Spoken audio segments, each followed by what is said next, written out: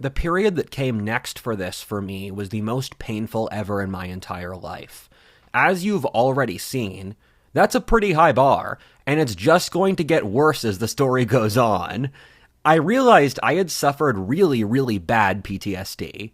This was from my childhood, and I felt pretty confused at the time, since it didn't feel like my childhood trauma was bad enough to power the level of PTSD I had.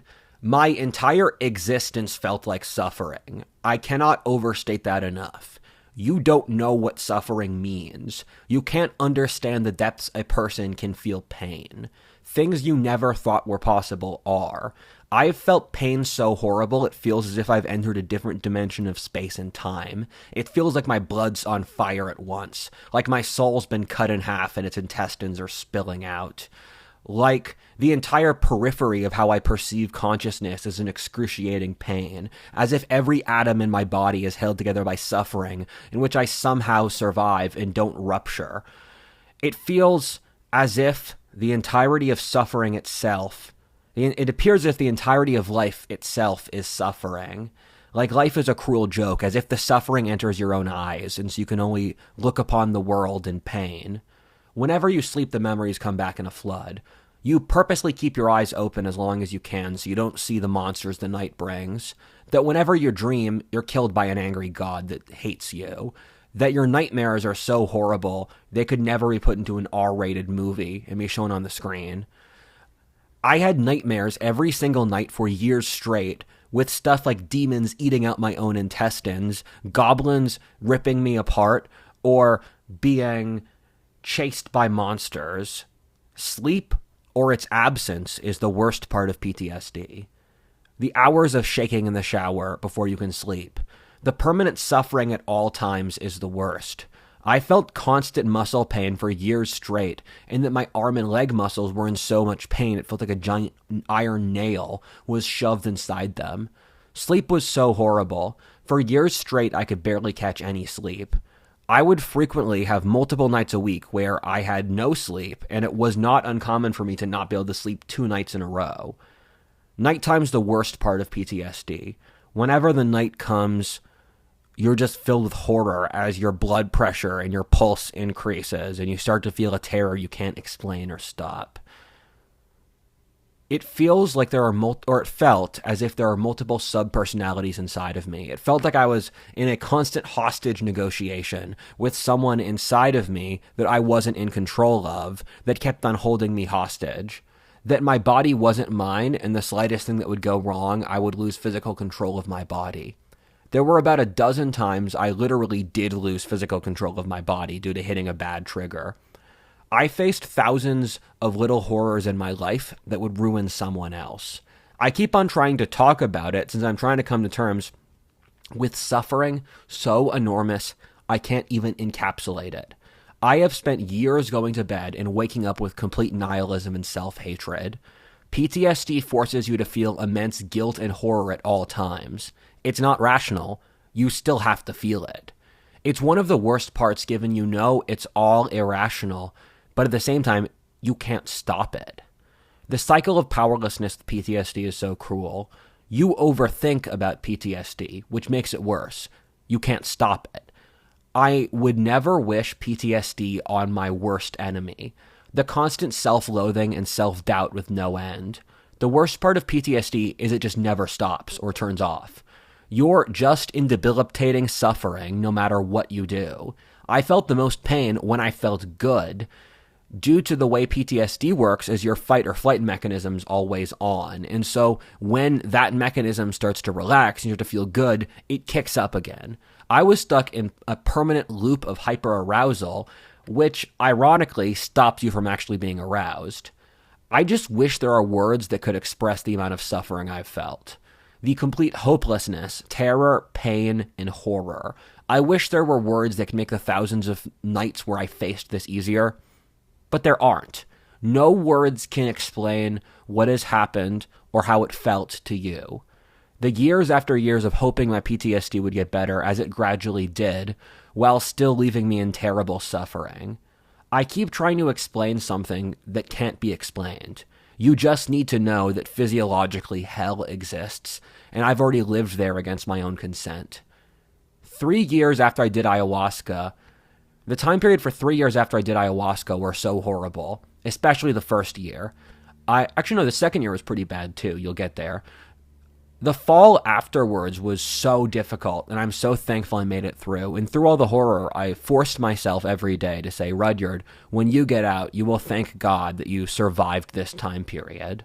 I felt as if I had lost my sense of self for years, that there was no one inside of me, that I was a ghost in a shell that just made decisions with no ability to relate to my environment, or identity, or purpose, or self-respect. That my life had no meaning, and my entire existence was a cosmic joke by God to see how much suffering he could shove a man. This was one of the most painful things, and something that's again difficult to put into words, where if you don't have a sense of self, it's impossible to enjoy or relate to your environment, or just to live life by definition, because who are you living life if you don't know who you are? I could feel the jaws of hell and the devil consuming my existence. I could feel, in Buddhist cosmography, they have the face of a great devil. And this is true of medieval Catholic art too. The devil is a huge mouth that consumes hundreds of people at once. And I could feel the devil consuming souls, trying to suck me into his orbit with suffering, to break me, to make me like his. But I don't belong to him, so that's not going to happen. I fought back as hard as I could against PTSD. I started working only a month after I did ayahuasca. I can't believe I did it in retrospect considering my condition. I was completely dysfunctional internally, but I was still making videos at the time.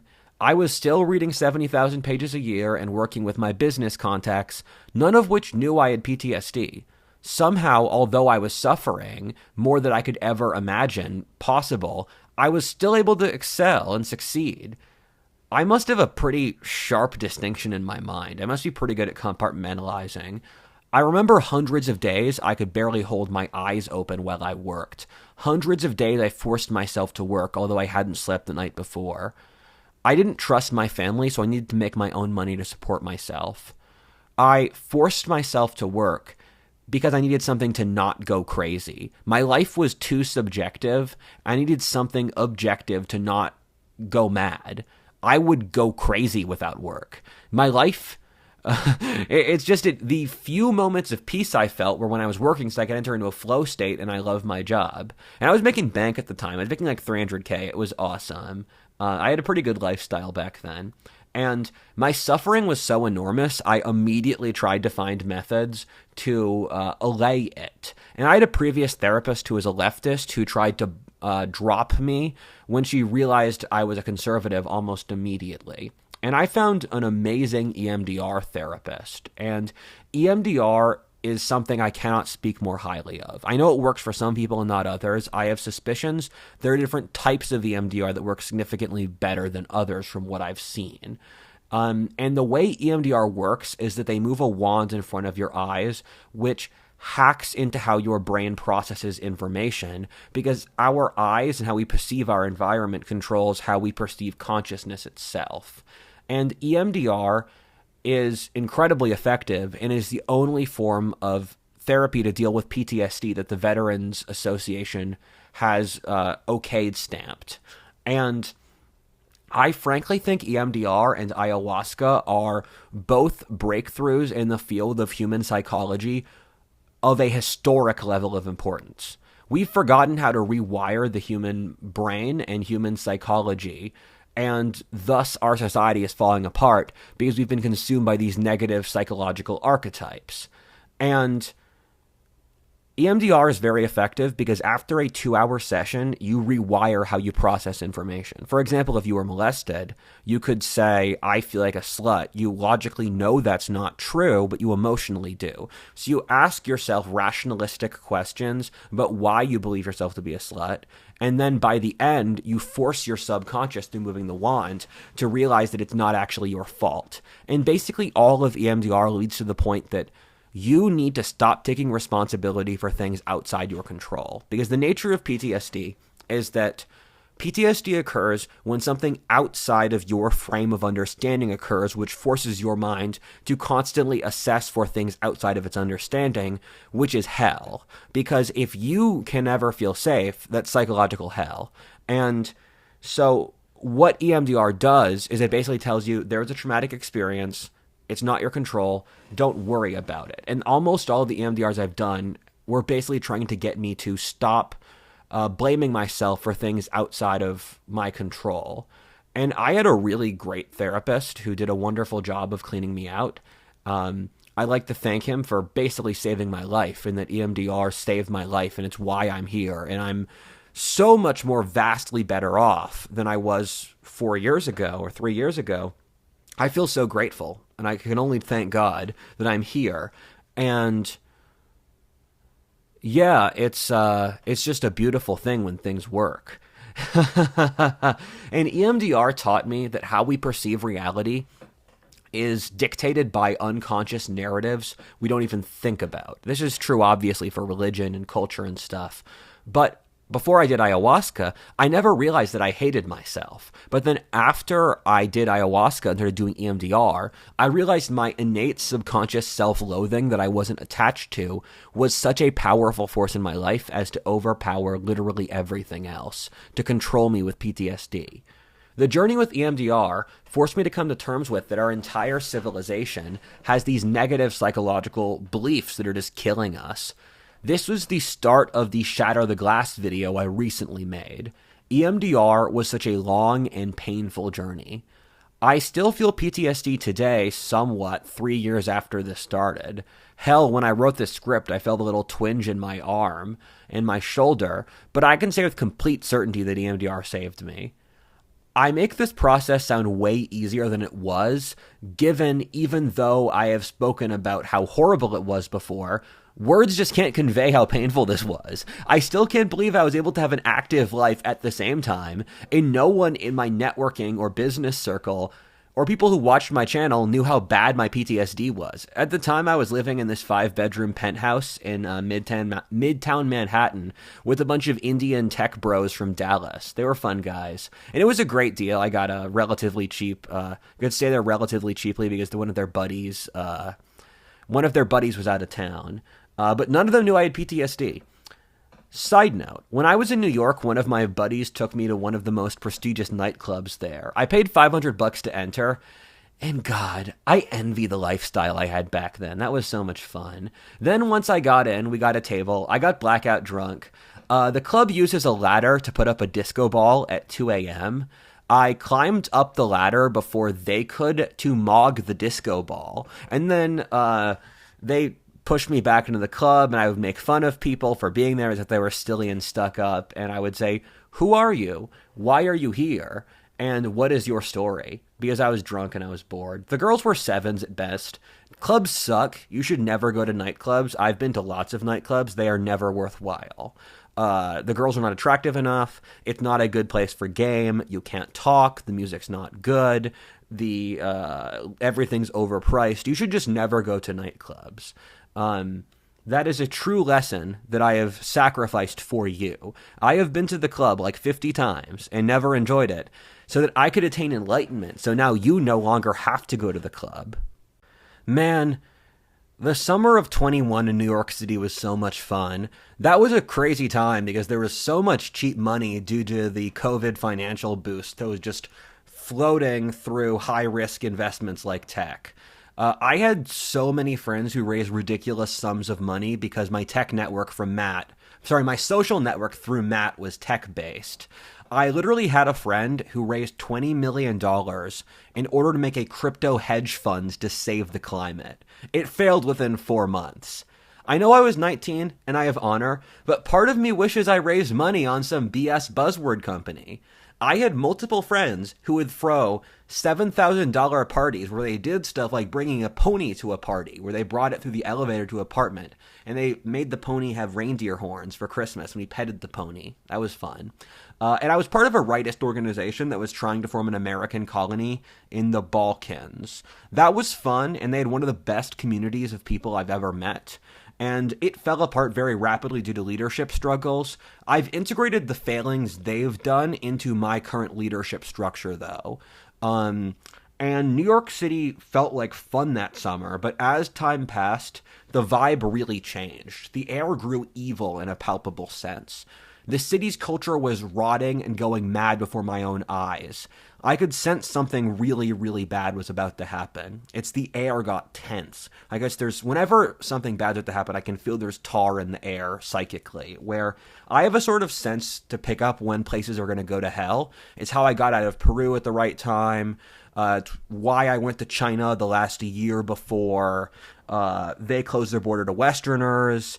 And I mean, the whole world's going to hell, so it kind of fits that as I travel, everywhere is going to hell. But I got out of Los Angeles and New York what felt like the right time, because in the time since, wokeness has destroyed New York to a level that people won't believe until we realize the full effect of it years later.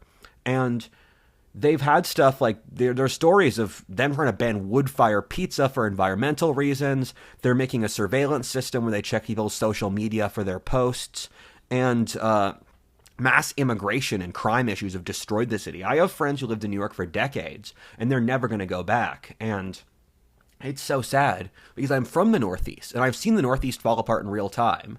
It's like I'm watching a sci-fi or a fantasy novel, where places like New Jersey or Connecticut, that I saw as the safest home turf growing up in Pennsylvania, are now basically demonically possessed. You drive across those states, people are fat, mentally ill, depressed, they're religious fundamentalists, but their religion is the state, and the whole Northeast has fallen apart. Whenever I go to the Northeast, I'm just horrified to see what happened, because this is my home, and my home was destroyed by basically a demonic plague that occurred within living memory, and I live in Texas now to escape it, and it's just so sad, and I wish we could grieve it more.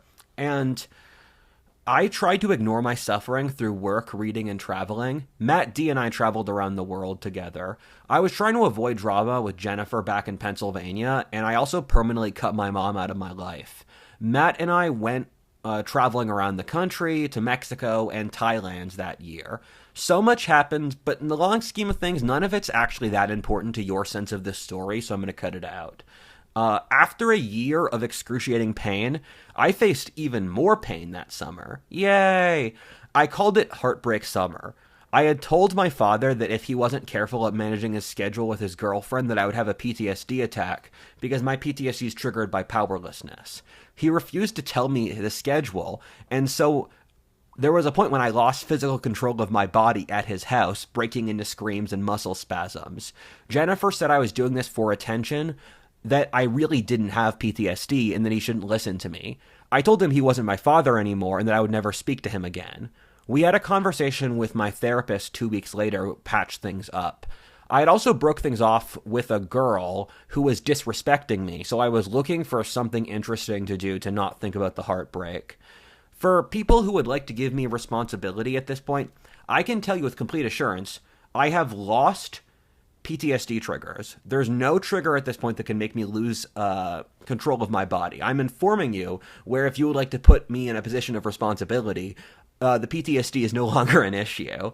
And just a tangent about PTSD triggers, the left constantly says the word trigger, and they're largely using the word ineffectively. Like for me, ceiling fans are a trigger. You'll see why later. But it's impossible to predict that a ceiling fan will be a trigger for me. Now, like, I keep a ceiling fan up there. It doesn't bother me at all anymore. And also, light was a certain trigger. You'll see why later. It'll make more sense.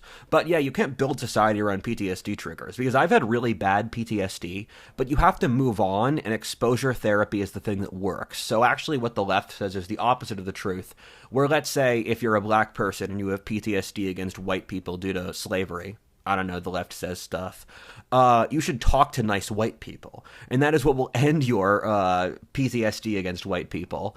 I prayed to God for what I should do next after all that complication with Heartbreak Summer.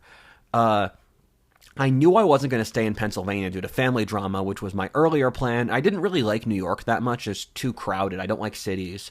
And I didn't really want to live abroad either because I was tired of traveling. I'd spent the last few years traveling, and I miss America, and I like America. I've gone around the world to realize I like America more. And the next day, Matt called me up, and he said he was forming a social club for Instagram influencers in Los Angeles, and he wanted my help. That sounded pretty dope, not gonna lie, and it seemed like a cool sign from God, the day after I prayed for it. Growing up in rural Pennsylvania, I always glorified Los Angeles as this sort of mythical land where the movies were made and crazy things happened. And I'm always down for cool stuff and adventures, and Los Angeles seems the kind of place I'd do that. There's a certain mystique to Los Angeles. I tried to drive across the country after going on vacation with Merrick to Egypt and Italy. This is my review. Egypt is a poor country, but people there are happy because they have family and religion. That shocked Merrick and me. Cairo, we were out in the markets and stuff. We were stuck in a native market for 20 minutes without anyone else, and none of the locals bothered us. No one tried to sell us shit. I collect luxury leather bags. None of the natives tried to get my luxury leather bags. You can buy really good leather in Egypt. And really cheaply, too. I try to do all my shopping in the third world. Egypt was cool. The pyramids are really big and really old, but they're like a giant pile of rocks. I admire how old and big the pile of rocks is, though. And Italy was like France, but worse. It was beautiful architecture, amazing food. So terrible. But it was completely spiritually and psychologically dead. I feel sorry for the Italians. But they got a lot of nice food to handle their sorrows and nice wine. So I totaled my car in Ohio after driving out from Massachusetts trying to reach Los Angeles. I actually made money totaling my car because I totaled my Subaru at the height of the market. And then when I bought my new car, an Audi, 4 months later, the market crashed. So they were relatively close price-wise.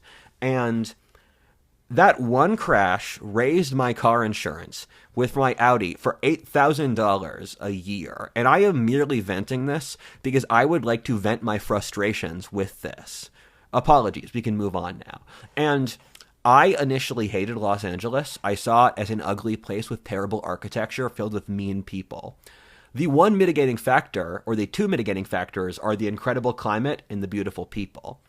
And, man, I partied pretty hard there. I must have partied 100 times in the next 3 months, and that turned me around on the city. I did enough fun stuff, and I never had a desire to settle down there or have a family. I was just looking for a place to occupy me until I had a better idea. And I felt complete hollowness and emptiness inside myself as I partied. I remember from time to time in Los Angeles, the sleepless nights combined with how I would drink. And I've got a huge liquor tolerance. It takes me, I remember one time we were out at a bowling league. I knocked back 7 shots and I still felt sober. My liquor tolerance is insane. You won't believe it till you see it.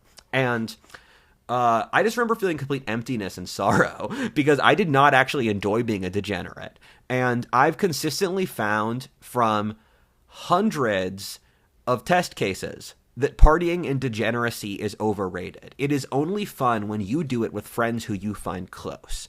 Drinking with people who you do not know is depressing. Drinking with your buddies when you feel chill is fun. This is the great distinction you must remember. This is why clubs suck. And this is why hanging out with your friends is fun. And why house parties are better. And house parties are the underlying social glue that powers society. And I think most people, because I've interviewed people, and keep in mind I'm an anthropologist. I live my life, I talk to people, I ask them questions. Most people don't actually like partying. They're doing it out of some kind of sense of social approval. And this is a theme for this video. There's this concept of social rules, but these are completely arbitrary, built by the society mostly to enable the envy of the mob. And you can move past them. And so most people who go to the club or party or do these things, because I've had points where I was going to go to the club, and then I asked all of the friends in the group, and these were like CEOs and influencers. I said, hey guys, who actually wants to go to the club? And no one raised their hand. When I spoke to them, and they said, oh, we're going to the club because this is what we always do. This is where we'll meet our friends. I'm thinking, if you want a community third place, go to a pub. My people have had these for thousands of years. You can talk to your friends. There's a great anthropology book at the Anthropology of Clubs called Very Important People by Ashley Mears. But I went on dates with like a dozen different girls in that few month period, including a few Instagram models. I have what shouldn't be high standards, but often turn into them, where I immediately cut out a woman who lies to me, who insults my honor, who is older than 26, who is a whore, who annoys me. Because my rule is if I would rather stay at home and listen to Korpiklani than go on a date with you, then we will not have a date, and I will stay at home and listen to Korpiklani. The female company must exceed the quality of the heavy metal I listen to get me to leave the house.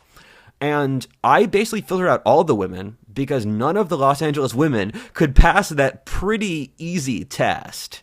Yeah, it's just an immoral, godless society. Beautiful people are often actually quite boring. After hanging out with a lot of beautiful people, I started thinking, okay, what next? I've attained this. What is the next stage of my life? I'm getting bored. And Los Angeles is the land of the lotus eaters, which is a reference to the Odyssey, where Odysseus stumbled upon this land of poppy eaters. And then as they eat the poppy or the lotus, lotus apparently was an Egyptian psychedelic. But they forget who they are and they doze off. And Odysseus could see this happening to his crew, so he left. And this is Los Angeles as the song Hotel California is a beautiful rendition of explaining.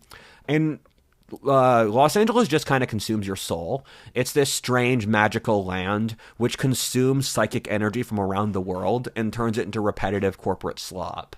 Los Angeles legitimately changed how I perceive the human condition itself. In that, growing up in rural Pennsylvania, I just had no concept like people who live in Los Angeles could physically exist. Los Angeles was so degenerate that I couldn't even mentally fathom its existence in its complete lack of substance. I would talk to people trying to find what buttons to push and found that they were psychologically pre-programmed, lacking authenticity, that their verbal chart is a series of different pre-programmed networking game tools.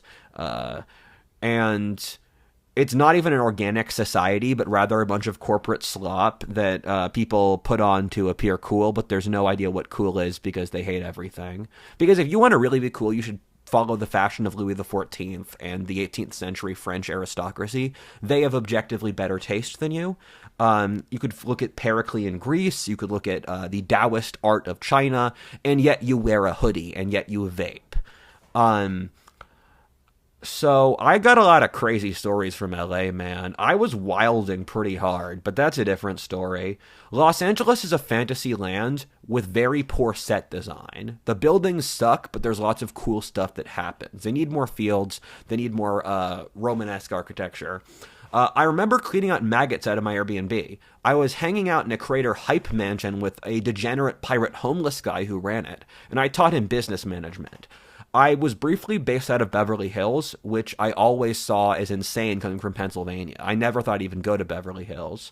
From the old social network Plus that I told you about, I knew a lot of people in the creator system, in the Hollywood system, and that whole world. I hung out in a lot of creator circles and with managers. Apparently, I had a brief opportunity to live with Usher that didn't work out, and I told that to my dad, and he said, "Why are you hanging with has-beens?" I went to 2 churches for content creators. There's one in the Hollywood Hills, like 50 content creators, and they would say thank you, Jesus, 1,000 times, and they'd start jumping up and down, having PTSD convulsions with the word of God. Man, Los Angeles is a vortex of just like crazy energy. I have nothing else to say. It's pretty special. The way I think about or I talk about or study the way the world works is that I have multiple mental models in my mind for different predictive scenarios, and I run these at once. In this method, I try to see inside someone's mind and then calculate the decisions they're making as I interact with them to see which predictive model predicts how they talk. This is one of the most useful things I do, and I love doing it, and it's one of the most useful skills you can get as a person. And I want to make an academic field about this in the future called mentalization, or the study of how people perceive consciousness and make decisions based upon their context, whether cultural, sexual, class, personality, historic, whatever. It's thinking about thinking. And what I found is that the motivations that made sense for Los Angeles were pure nihilism, greed, and self-loathing. Los Angeles was the thing that got me to believe in the Civil War and Mouse Utopia. That was since in the process of my club lifestyle, I had interviewed dozens of Zoomers in addition to my YouTube. In effect, I had a sample size of both lots of successful young people, or the highest social class among Zoomers, as well as right-wing young men, and what people in my hometown or Philly thought, alongside people I've wandered around the country. This made me realize from a bunch of different points how Zoomers process the world, and it completely changed how I related to my environment and how I perceive the world around me. The first is a point that I cannot overstate. The Zoomers are playing a rigged game. Whenever I talk to the most successful Zoomers, and Zoomers only really have social mobility in two fields, tech and content creating, is that their lives objectively suck. I was one of the richest people I knew at that point, and I still wasn't satisfied with my quality of life. And I knew how my standard of rich person back from Pennsylvania is you have a nice house and you can send 4 kids to private school and you have a nice car. That is so expensive in Los Angeles. You have to be worth at least, I think, $10 million to do that. And of the Zoomers I knew, and again, this is the most successful people, that they had enormous financial issues, mental health problems, meaning crises, and their dating was apocalyptic. I can't overstate how bad the dating environment is.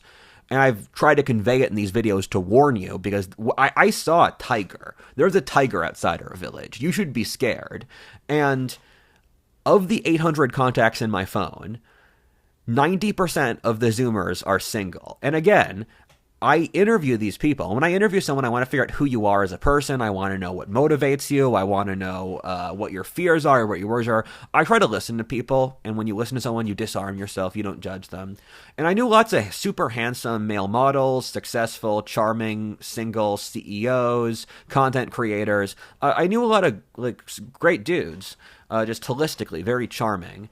And again, 90% of them are single. Keep in mind, I've been in a lot of networks, and this is the shared variable among each of the networks, like the dozen networks I've been a part of. The dating crisis is apocalyptic. And this is in addition to mass poverty and loss of social mobility.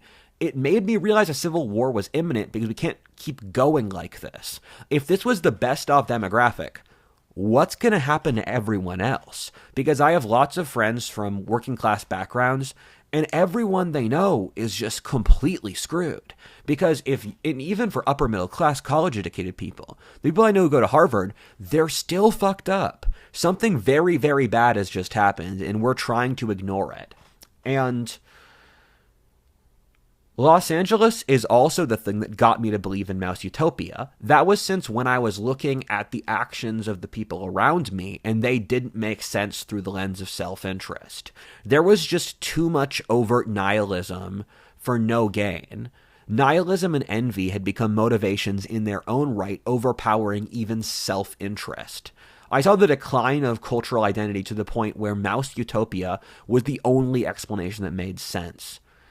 Coming from Pennsylvania, I assumed all people in the world were basically religious, moralistic, motivated by supporting their families and by supporting their nation. I just assumed that all humans were like this at their core. And then in Los Angeles, I saw a complete different kind of human society, not really paralleled in human history that much. A few rare places with decadence. Because what I saw in Pennsylvania is what the historic record looked like. And I saw something here that is not paralleled in the historic record. This is worse, and this is Mouse Utopia. Because I believe in Mouse Utopia. For those who do not know, you should watch my video, because it is the only predictive model that explains literally everything. And history does not have a better predictive model. You can say the study's not right, But it does explain everything, and every single part of Mouse Utopia has already happened. And for those that don't know, Mouse Utopia was an experiment that happened about a dozen times in the late 60s and early 70s. And in this experiment, you put 9 mice in a cage that can hold 6,000 mice.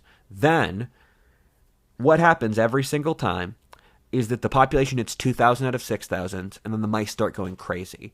They stop having kids, the female mice become aggressive, they start hurting their own young, the male mice become effeminate, there's degenerate sociopath mice who just murder other mice for pleasure, there's other mice who hide at the edge of the cave, and each time the birth rate collapses down to 0 as the mice lose the ability to socialize. What I saw in Los Angeles is Mouse Utopia in action. And I give you the warning I can. I'm trying my best here. But you folks have to listen and start dealing with this. I've done what I can. But back to the topic. I see now that God had guided me to Los Angeles, given he needed to show me what would happen if I didn't start helping my people. Los Angeles was my desperate attempt to avoid the destiny that God had given me on ayahuasca. I was racked by the most horrifying PTSD, and I lacked the ability to realize my best self. I hated my own desire for excellence while I kept trying to improve myself as a person. So I'm stuck in this double bind of trying to improve myself while hating it. My mind was split, as you saw with my ability to deal with PTSD, while none of the other people I know knew about it. And the rest of my life is the attempt to integrate this split. My PTSD and the face I wear for the public. This video is my attempt to integrate all of myself for you. And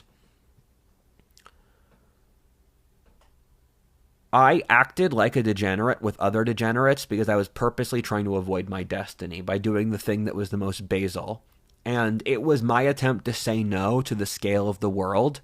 And Los Angeles was symbolic to me for the old America I was desperately trying to hold on to. Because growing up, there was this concept of modern America. And it was symbolized in stuff like The Simpsons or John Hughes or old TV. And I had to learn to realize that thing never existed. We are the people who we were before the end of history. The end of history and the death of God are themselves lies that hide the eternal connection we have with our environments. And this was a huge point for me because it made me realize that the narrative that history was over and we're cut off in the past was itself a lie. In the America of the 20th century that I believed to be completely normal, and my entire society forced me to believe, that you would go to college, get a corporate job, that the history was over, that we just keep progressing, that was the lie.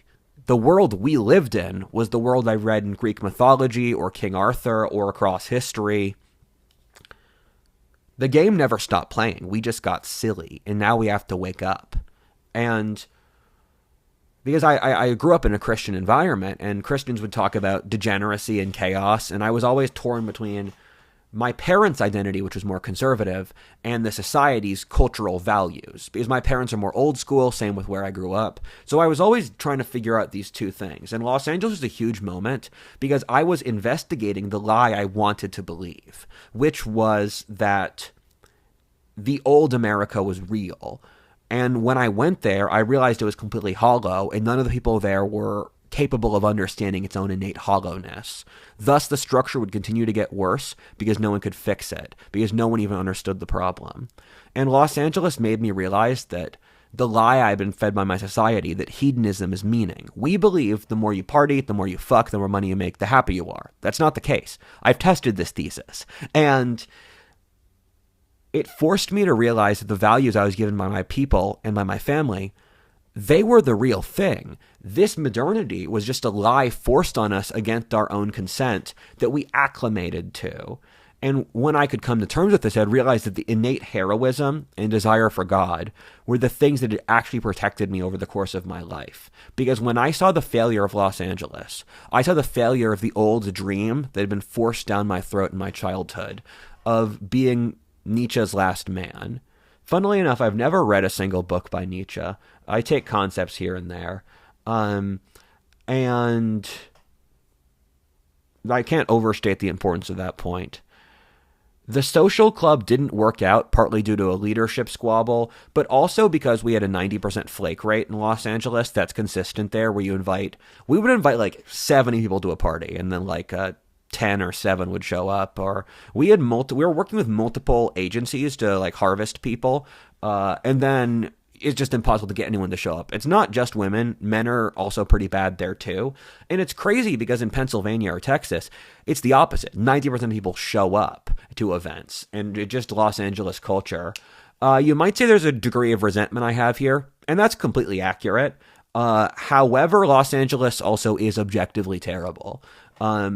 An interesting note here is that every co-founder of the group formed their own group from the rubble. One of them made a successful social club for tech CEOs. Another made a spontaneous activity group in Los Angeles where they spin a wheel and then do the fun activity on the wheel. Another made a vacation group to Colombia and Ecuador for people in tech.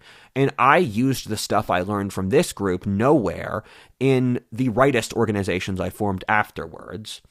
One of the girls I was working with was pretty attractive, and she had a lot of followers on social media. And she started flirting with me unprompted and said she loved me. We hung out in each other's place a few times, and then I realized she was going on dates with 5 other guys and chose a multimillionaire over me. To be perfectly blunt, that's so normal in these kinds of circumstances. I don't really fault her because it's the cultural norm. And the reason I'm pointing this out is that this is the normal conduct. This is how things work now. If you're not aware of how low trust the environment is, you're going to get eaten up alive. And you have to start getting smart to this stuff, or bad things are going to happen to you.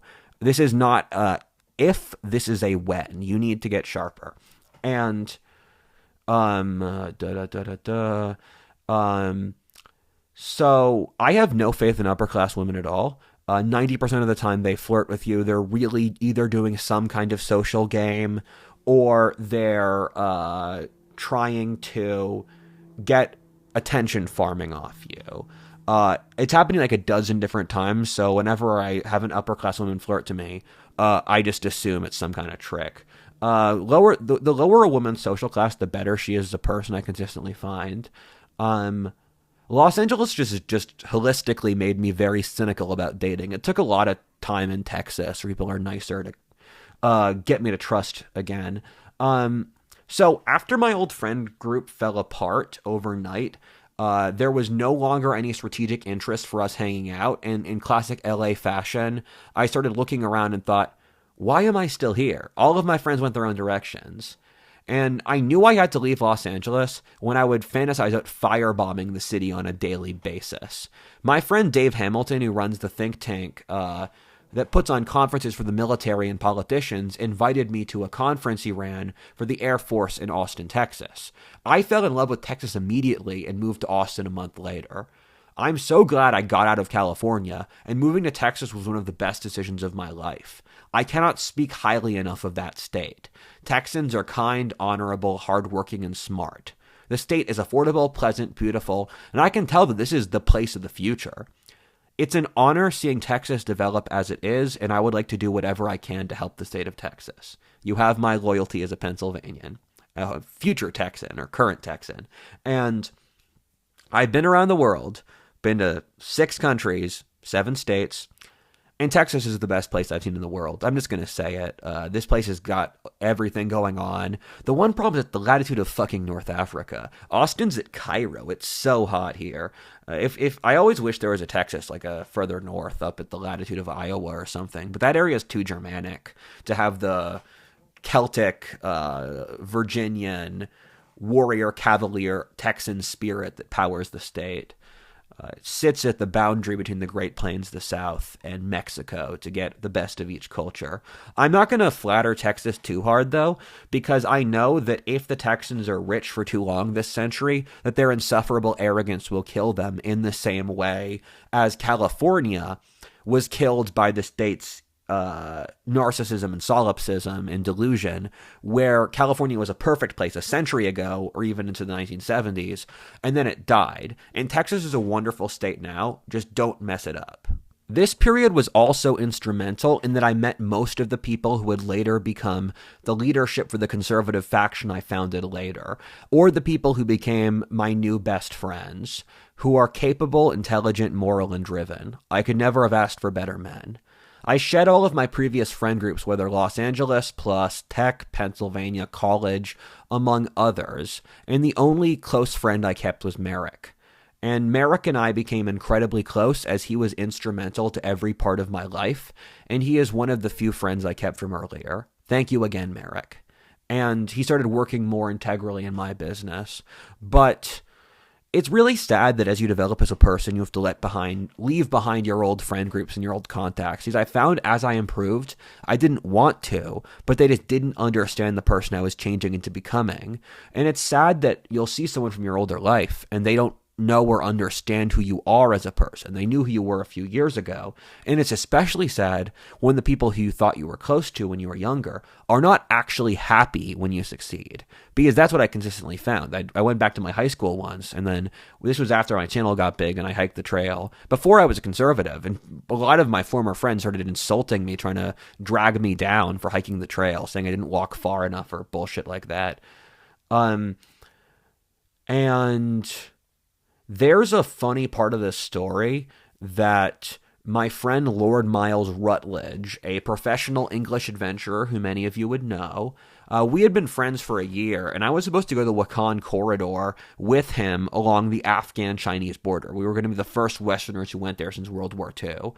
I canceled the trip since I was doing some stuff for the Air Force, and I was worried I would get us all killed with that affiliation.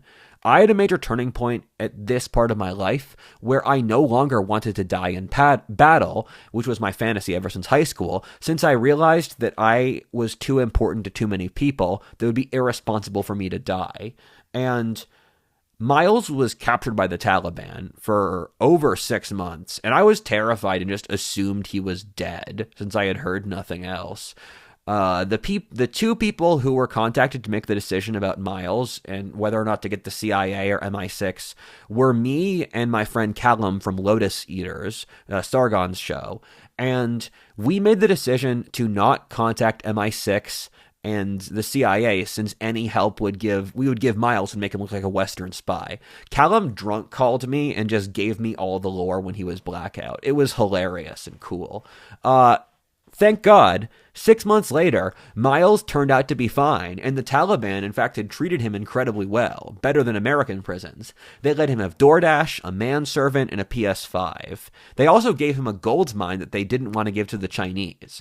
If any of you would like to invest in it, I've got contacts to Miles. And he also got the Taliban Foreign Ministry to watch my videos, and they marked them as culturally significant content in their archives. Before we get to the next segment, I gotta tell this story. The former Russian agent Gonzalo Lira, who was Coach Red Pill, and he died recently due to the Ukrainian government in jail and things that I should not comment on because I'll get so much hate from any side if I say an opinion. He was a fan of my show, and he tried to recruit me, actually. He tried to get me to make anti-American content. I literally called him a traitor to his face. That was quite satisfying.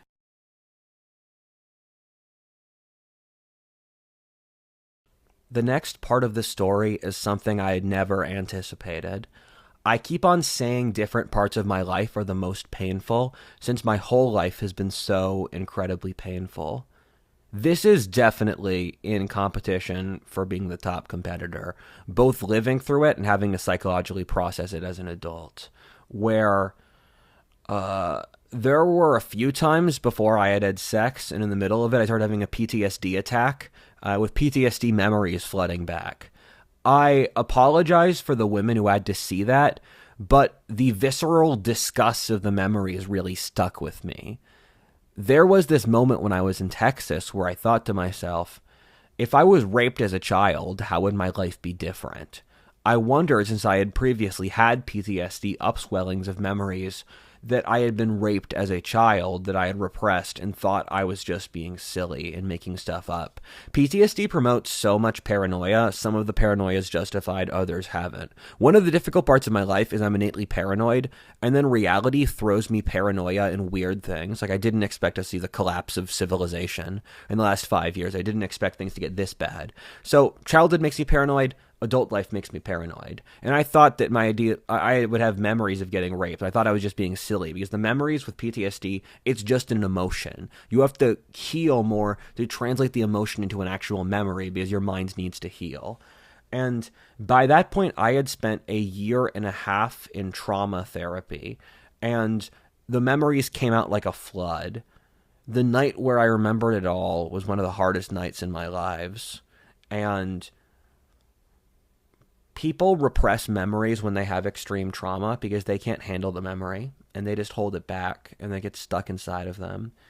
And I spent the next year recovering memories I had repressed in my childhood. When people have extreme trauma, they will often repress a memory, and then their conscious mind forgets about it while the unconscious holds on to it. It creates the Jungian shadow, which is the concept that when you repress something, it comes back to bite you, and the way to succeed is to integrate chaos or the things that you feel shame of, because the face is the mask you wear to the public when it's normally your sense of self, and the shadow is the things you repress. And so I was finally taming my shadow, and oh god, so this was the elephant I was worried about before I did ayahuasca, because there was something I knew I needed to know. And when I saw it, it was worse and more horrible than anything I could possibly ever imagine. And this is what my unconscious gave my conscious when I finally felt safe enough. When I was in Texas, and when I had done a lot of EMDR healing, and I had stabilized. And what I'm about to tell you is so horrible, and I would tell you to not watch if you couldn't handle it. But I had to live through this bullshit when I was a child. So if I lived through it, you can watch this and you'll be fine. You're not going to get hurt. It's just words for you. For me, it's my life. I had learned that I had massively underplayed the horror of the trauma I had lived through from my mom and the system when I was a child, or more accurately, ages 6 to 10. My mother had raped me over 40 times in that age range. The details make things even vastly worse. My mother waterboarded me at least 2 or 3 times, or drowning me in the bath. My mom had forced me to rape my own sister, and she had forced the babysitter to rape me. My mom had burned me with scalding water to punish me, hit me in the back with a shovel as a kid. A few memories have really stuck with me, and they required years of EMDRs to clean out. One was my mom beating me over the head with a 1,000-page book. That was her standard move, and she did it hundreds of times. The sound's been locked in my ears as a crack, like gunpowder. I just hear, it's so loud, and it was stuck in my ears. When I was stressed, my ears would block up with sound. So when I'd have panic attacks, I'd hear the sound crackling in my ears. And it's just, I can't overstate how horrible it is. I needed so many EMDRs to heal from this. I developed this thing called the Ring of Fire when I was a kid, or a ring of bruises around my shoulders. My mom said my dad was beating me, and so the courts were looking for any evidence of that. And so in class where I'd take off my shirt, even for classes where the teachers demanded I do it, I would keep my shirt on forcibly, even if the teachers punished me, because I wanted to save my dad, because I loved him, and I knew that if the teacher saw my bruises, that they would blame it on him, and I would never see him again. My mom would claim to own me and my soul, and gave me no privacy. She would walk in on me in the shower and bathroom and scream at me, or give me an unprompted reminder that she was in charge. She hated me just for being a man, and she said she owned my penis. She would tell me that she could see into my mind, and she punished bad thoughts.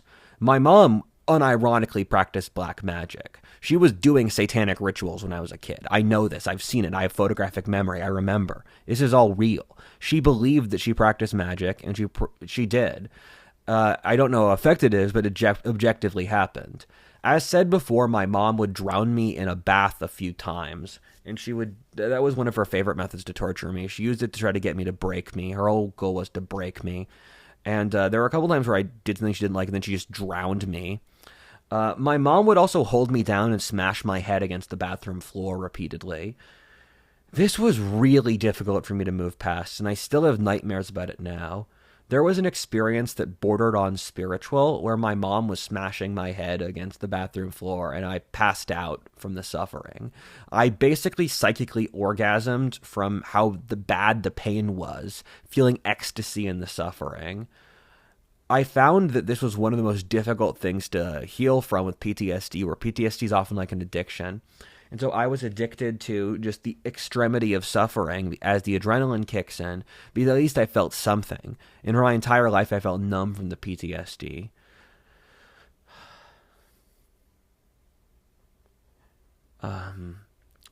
Yeah, my mom would also rape me by holding down my legs, and she would force me to do other really horrible things. There's this region around my crotch that even today, if you touch it, I'll shudder.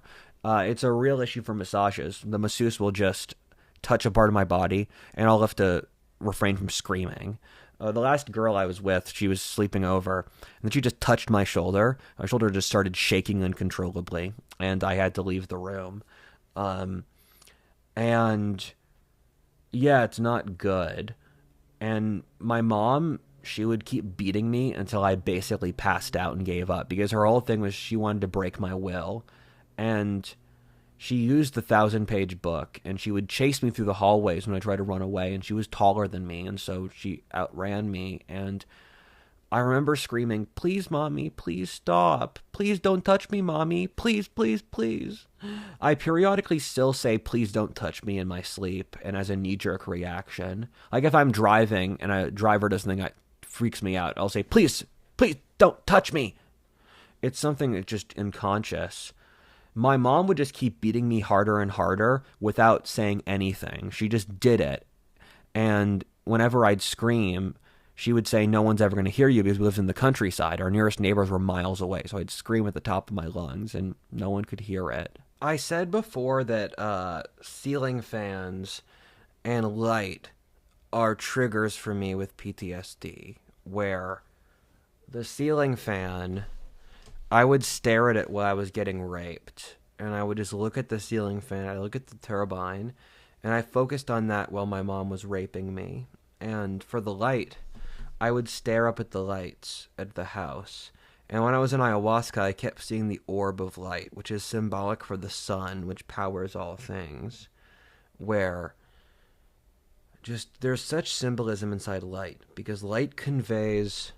And there have been times when my PTSD was worse, where I saw a golden orb, and the golden orb gave me the will to live, because light shows that there's goodness in the world. And I have triggers of powerlessness. That's really obvious. You could view my entire life as the attempt to avoid powerlessness. And I have I don't really have any triggers anymore. I don't go out in public and worry about losing my shit. But even stuff like summer, my mom raped me more in the summer. So when there's a certain temperature threshold, my mom was just evil. So she raped me in the summer. And then there was a time she left me in my room freezing without any furniture or blankets or heating. So when it was cold, I was thinking about that. My mom hurt me so many different ways that I had a lot of different triggers back in the day. But thank God that's over, man. Thank you. My mom was obsessed with the CIA and had read dozens of books about them. She unironically used CIA torture and brainwashing techniques on me. My mom used very advanced brainwashing. She would constantly try to break my sense of reality, and she used gaslighting on what feels like an industrial scale. She would constantly change the goalposts of reality. She would have basically multiple different dimensions of lies or different narratives that she would jump between seamlessly. So she basically had multiple kinds of reality that she would throw at me. So when I got used to one of the narratives she was doing, she would jump to another. An example is that she constantly hated men and would rag on them, and she would say stuff, for example, like, she would say, Rudyard, who has helped me the most in my life, men or women? And I said women. I was just tired. And she said, you're saying that to please me. You don't actually believe that. So that kind of bullshit. Or she would offer to drive me to a friend's house, and I would tell the friend I'd visit. And then the day of, she would drive me, and then she would tell me, oh, I never agreed to that, which is just maddening. She would constantly change reality and what she said to destroy any sense of sanity I could develop. For example, she would just never acknowledge that she ever beat or raped me. If I asked her about it later, she would say I just had a silly memory. She would constantly tell me that I was mentally ill and I had a tenuous grasp on reality. She would try to bribe me with presents to leave my father and then deny she ever said that. My photographic memory saved me here. My sister went through all of this, where she stopped seeing my dad when I was a kid, as I said earlier, and my sister believed all of my mom's propaganda even today and went along with it. She always sided with my mom, even in cases when she had no self-interest in doing so. There are so many layers to this trauma, it's impossible to say all of them. If you were to ask what kind of trauma I've suffered, I just reply yes. My mom burned me with scalding water, kept me in an unheated room in winter with no blankets, starved me, might have been poisoning me, beat me, raped me, and like a dozen other things. My mind rebels past a certain point because I can't remember all this stuff. It's so terrible. And as you listen to this, you have to listen to this. I'm stuck with this bullshit every single day. This is the life I live. I have to remember this stuff all the time. This is my fucking curse. And God, fuck me, man.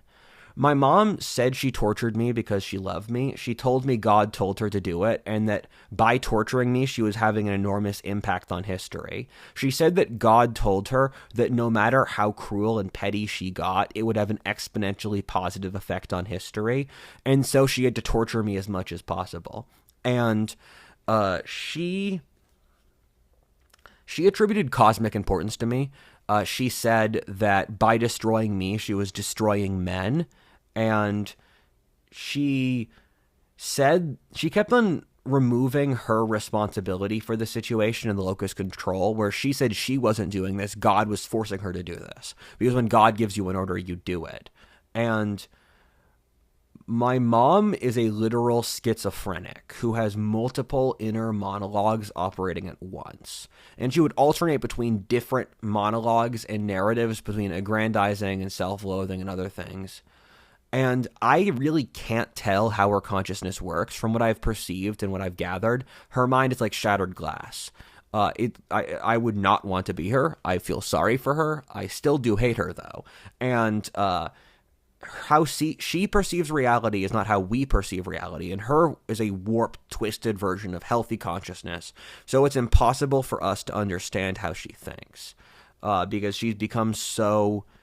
She's lost her soul. I don't see her as a person anymore, if I'm honest. There's nothing there. And my mom unironically practiced black magic and satanic rituals. I wish I was making this up, but I'm not. She said it was very important to cement the historic changes that came about from her torturing me. I don't remember all the details, but it was pretty horrific. My mom claimed to have magical powers that she used against me. She definitely saw this in spiritual terms, and at least the stuff she was using, like incense, idols, spells, and supplements, all seemed pretty satanic and not Christian. She did go through a Christian fundamentalist phase, though. When I was a child, I would periodically have ocular migraines. I have had these until like a year ago, although they've come and gone different periods of my life.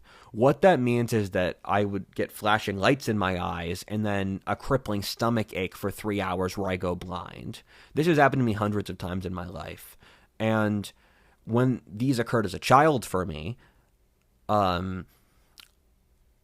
my mom said it was caused by my dad poisoning me with zero evidence, where she said, oh yeah, your dad's poisoning you because you get these migraines and you come back to my place from his. And I'm thinking, no, I get these because you are an evil witch who is raping me, who I prefer to be with my dad. And this is a stress-based response because we don't know what causes migraines.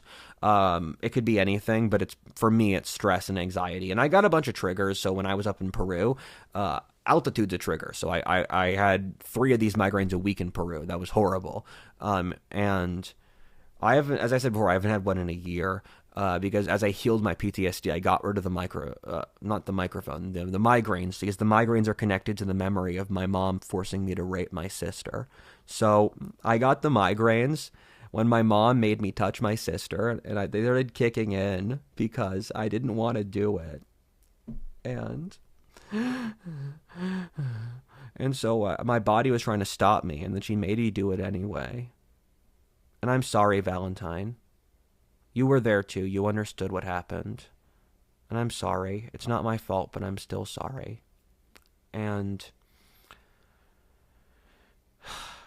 it's hard to even conceive how she perceives the world.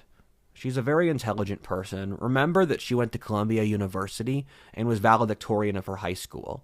In between raping and beating me, she would explain the nature of the Platonic forms, Goethe's philosophy, the folk ways of English rural life, and she's a very good cook, another skill she taught me. She was obsessed with ingredient quality, like she drank raw milk and she was getting organic food. That was her big thing because she was a brewer and she ran a restaurant when I was a kid. My mom was very clever at playing the system and psychologically manipulating me. For example, she had some friends stay over in an extra room as a bribe to have an alibi for the legal battle with my dad, and with my sister terrified, I was the only person who spoke out against my mom. She said my dad was beating me, and she sued anyone who disagreed with her in the court system with corruption charges. She put a truly vast amount of thought into psychologically breaking me. An example of this is that I moved 13 times before I turned age 15, or it's 15 times before 13, I forget exactly. I moved a lot as a kid. And then, mostly due to my mom being mentally ill and various complex issues with housing or money or whatever. And once my mom lost custody of me and my sister, she stayed in the same house continuously. So she was purposely moving us around to break our will. And she took me out of Chad's Ford, which I loved with all my friends, I think because she was worried I'd get close with them and then tell them about my mom raping me as a kid. I'd feel safe enough to share my experiences. And then she'd go to jail. And my mom would tell me growing up that if I had told anyone, I would never see her again in my life. And she told me I'd be put up for adoption, which wasn't true. I'd just go with my dad. And so I would not underestimate my mother. Assume she's making more calculations than you understand, and assume it's operating on a deeper level of analysis with a very warped mind. The thing that shocked me when I recovered the memories was the insane sheer heroism I fought back with. I look back on it with complete awe, because I just can't believe I did it, that this is me, and how much insanity I was able to muster to fight back her insanity. I was so ridiculously heroic, I have no idea how we even did it. Part of the reason is that my mom would torture and rape me no matter what I did, so I had no reason to not resist. There were several times I tried to submit, but then my mom still beat and raped me. My sister stopped fighting back pretty quickly, but my mom disliked me much more than my sister. When my mom was beating me, I would scream dozens of times, "Why don't you kill me, coward? Unless you kill me, I win, and you won't because you're a coward. I don't care how much you make me suffer as you suffer. I don't care whether I live or die. Kill me, kill me, kill me." And I'd say, "Hit me over the head with a book, Mom. Do it. I beg you. You can hit me." And I said, "When I grow up, I'll kill you and your God. I'll kill all of you. I hate you so much I'll grow up to be strong and kill you. You're all going to be dead." And I made a blood oath before God and my mother that I would murder her when I grew up. It took me 10 EMDRs to train myself out of that. I would fantasize about gouging her eyes out in her sleep. I threatened to do it like a dozen times. After she was asleep, half a dozen times I went down to the kitchen and grabbed one of the knives. I told myself it would only take 10 seconds to go for her eyes and her throat. I would fantasize about cutting her throat out and letting the blood go on the white sheets. You can never wash them out after that. That's how I knew I would kill her. I imagined going for the eyes, and I would claw them until I felt her brain, and then I knew she'd be dead. And I thought I was such a pussy for not doing it because I studied the legality, and I realized that I would not go to jail for 7. I would basically face no legal consequences for murdering my mom at age 7. So I felt like I was just being a coward. That was how deranged I was. I was that person. And I would spit in my mom's own eyes and her face when she attacked me. She had to hold my mouth down with her hands so I would spit or bite her. And the first time she raped me, I smeared my own shit all over the bathroom walls. I would take my clothes off when she had guests there to humiliate them. I literally tried to strangle her once in her own sleep.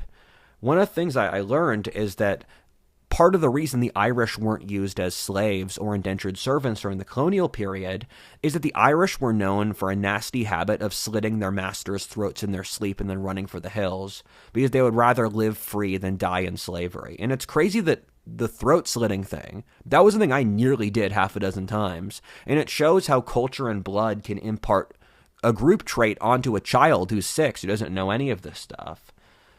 I was this insane since I thought I was already dead and living in hell. I didn't think I would ever get to live. I was shocked when I was a teenager and I made it to the end of high school. My sister said the same thing. I idolized figures like Siegfried and Hercules or King Arthur, and I wanted to be a hero. I saw God and my father as the only 2 real friends I had, and my dad was purposely kept away from me. I knew my mom worked with the devil, and I would call her demonically possessed to her face. I would call her Demon Mommy. Sometimes when she beat and raped me, I would scream, "Please go away, Demon Mommy. You're not my real mommy. I want mommy back." I would have philosophic debates every day between God and the devil. I realized that I was living in hell. Every night I would send my soul to God in heaven. I would imagine sending my soul as far away as possible. I would literally spend 5 minutes every single night visualizing the sheer distance from heaven from where I was. I just wanted to die and go to heaven and to see God, which is partly why I egged my mom on. I wanted her to kill me so I could just die.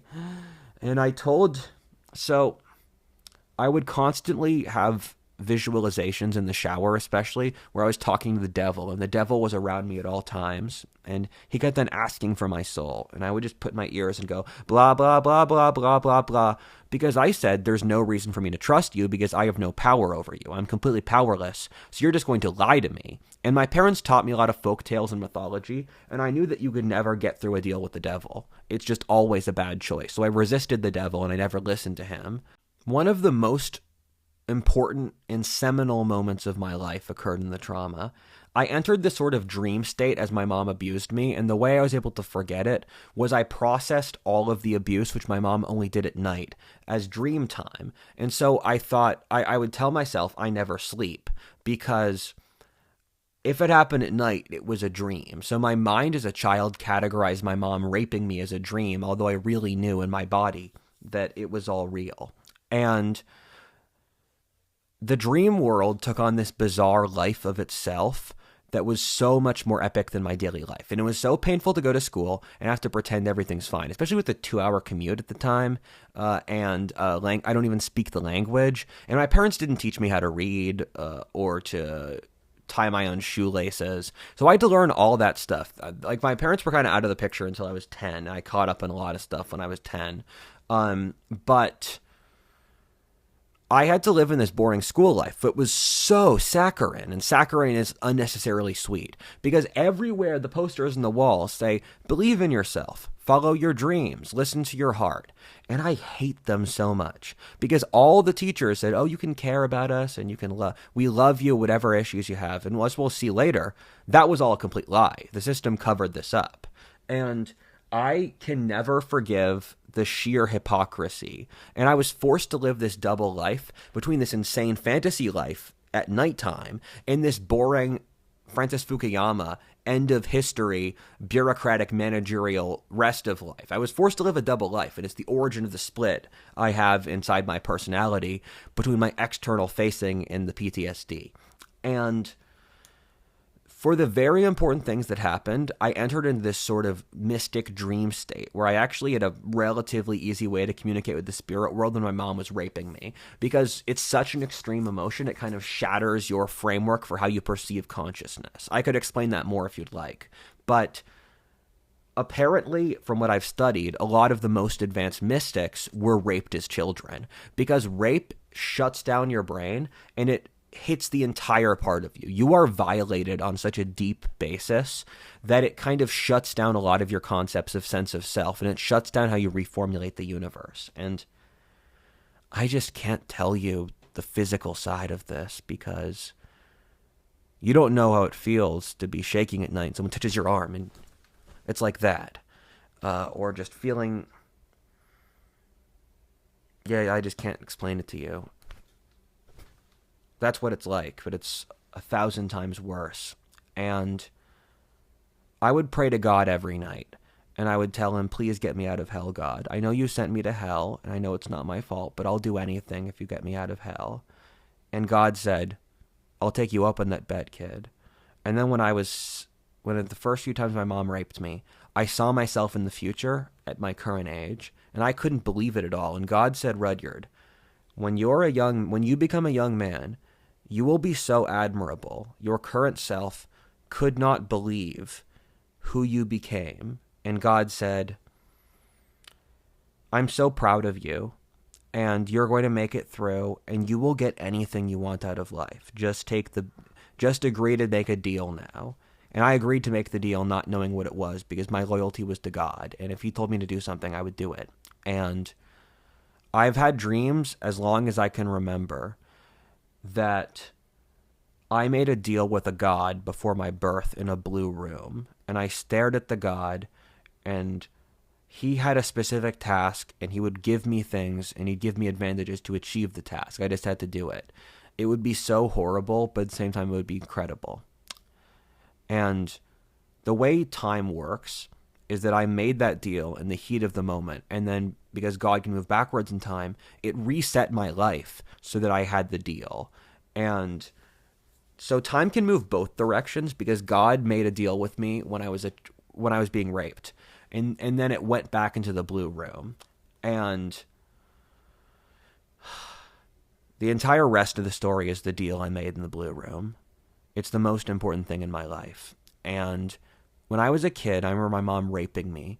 I felt and saw such profound beauty in the world. When I looked out at the forest and the rivers and our house, I was just so stunned by the beauty of the world. And I remember comparing it to mythology, and I was obsessed with mythology as a kid, like the Greeks, the Romans, the Egyptians, the Vikings, and I thought I lived in a mythology era. I thought I lived in an epic fantasy story. I would jokingly say that I was the last of the elves as a kid because I felt connected to the kind of society the elves were. And I felt completely rejected by the society. Society had no interest in this romantic or fun or that sort of the world, where I was obsessed with knights and Vikings and pirates. And as a kid, I said, I want to do anything I can to show you the beauty I see of the world because the world's so beautiful to me. And my mom raping me allowed me to see the other side of it because I can see how incredible the world is. And the world's constantly buzzing with life. And it's constantly growing. And it can feel you.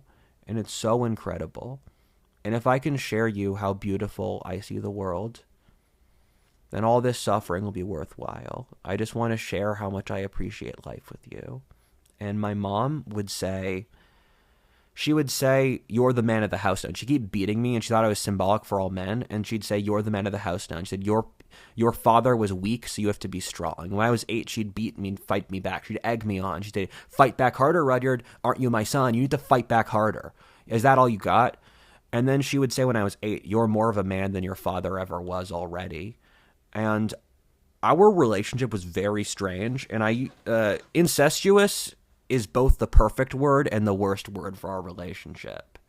One of the worst aspects of this is how complicit the system was in my mom's abuse.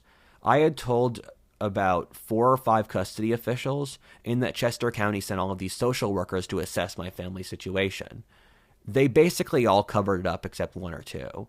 They were all trying to blame my dad since that was the easy answer for their careers. And their system, they needed to blame the man, and as bureaucrats, they had no incentive to intervene, given it would only give them slightly more work. The most disgusting thing is that these people were all trained to literally do this fucking job. This is the one job they have. These bureaucrats don't fucking work. They work like 10 hours a week, and they can't save a kid from getting raped. What the fuck is wrong with them? They all told me that I was making things up. I learned just to shut up and not tell them anything. There was a point when I would just sit in the social worker's room for an hour looking at the clock, refusing to talk to him. And I did this for multiple of them. My sister agrees that there were too many people in the system who knew what was happening but enabled it. I didn't have the word for sex. I tried to tell multiple officials, and they covered it up. They kept on trying to blame my dad, so I refused to say anything, because anything I said they'd cherry pick it to say bad stuff about my dad. I would say stuff when I was 6 to these social workers. I said I didn't care whether I lived or died anymore, and that I couldn't tell my parents that I was ill because they'd punish me if they knew I was sick, or that my mom didn't feed me regularly. It didn't matter. The bureaucracy kept doing its thing. My therapist has said that as he learns more about my story, the system was just as bad as my mom. I would hyperventilate in class and periodically have psychological breakdowns where I screamed a few times in school, and the teachers did nothing. My mom stopped beating me and raping me when I was 10 years old. At that point, I became physically strong and started beating her physically. The first time that happened, she stopped. Past that point, all of this raping stopped, although you could see some of the abuse earlier in other ways. Past that point, I mentally repressed everything. Since how am I supposed to live with this as a teenager? When my mom was raping me growing up, she had me plant a lot of plants because we had some land, and she must have had me plant over 100 plants over the course of my youth. I'd dig up the soil and I'd plant trees in it. I remember one time I was digging to plant a new tree, and I thought to myself, no one is going to see me, but I'm making the right decision by standing for myself and standing for my own pride. And I am going to dig this ditch, and I'm going to do the right thing and do the heroic thing, and I'm going to keep doing it, even if no one else follows me. And now here we are. There's hundreds of thousands of us digging ditches together, and I hope to make that millions. May we all dig ditches together.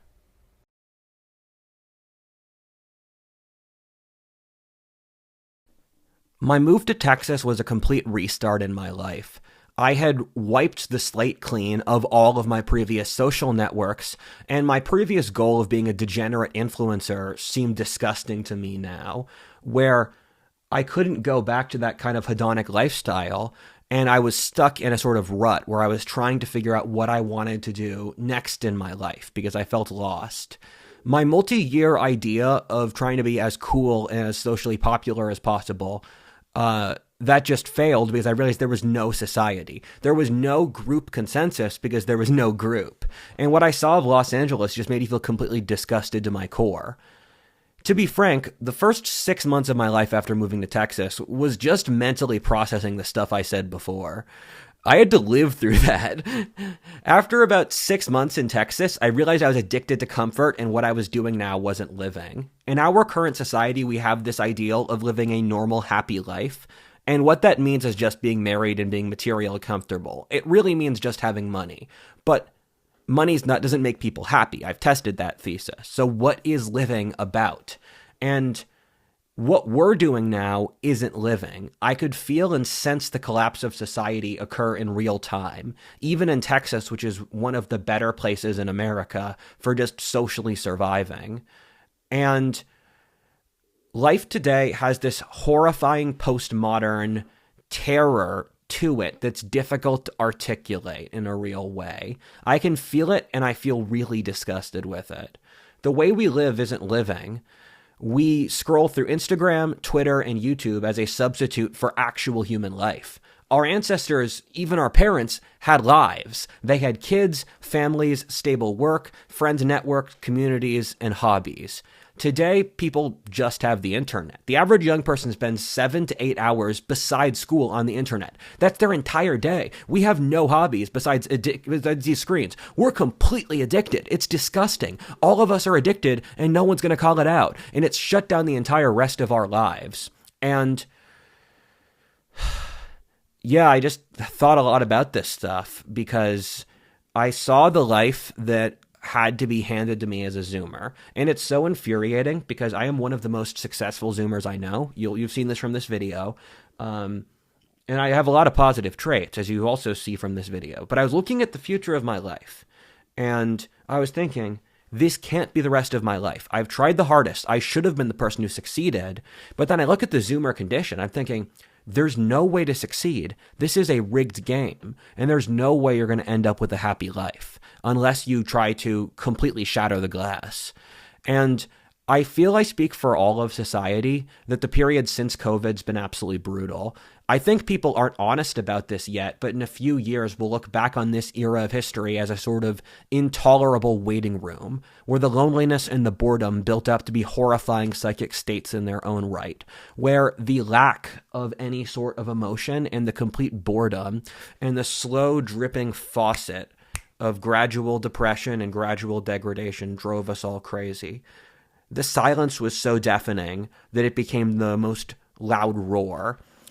This era of history is just psychologically intolerable, and it's driving us completely crazy. I mean, we don't think we're cutting off children's genitals to change their sex. We're letting in millions of immigrants across the border. We're so sick. It's so obvious.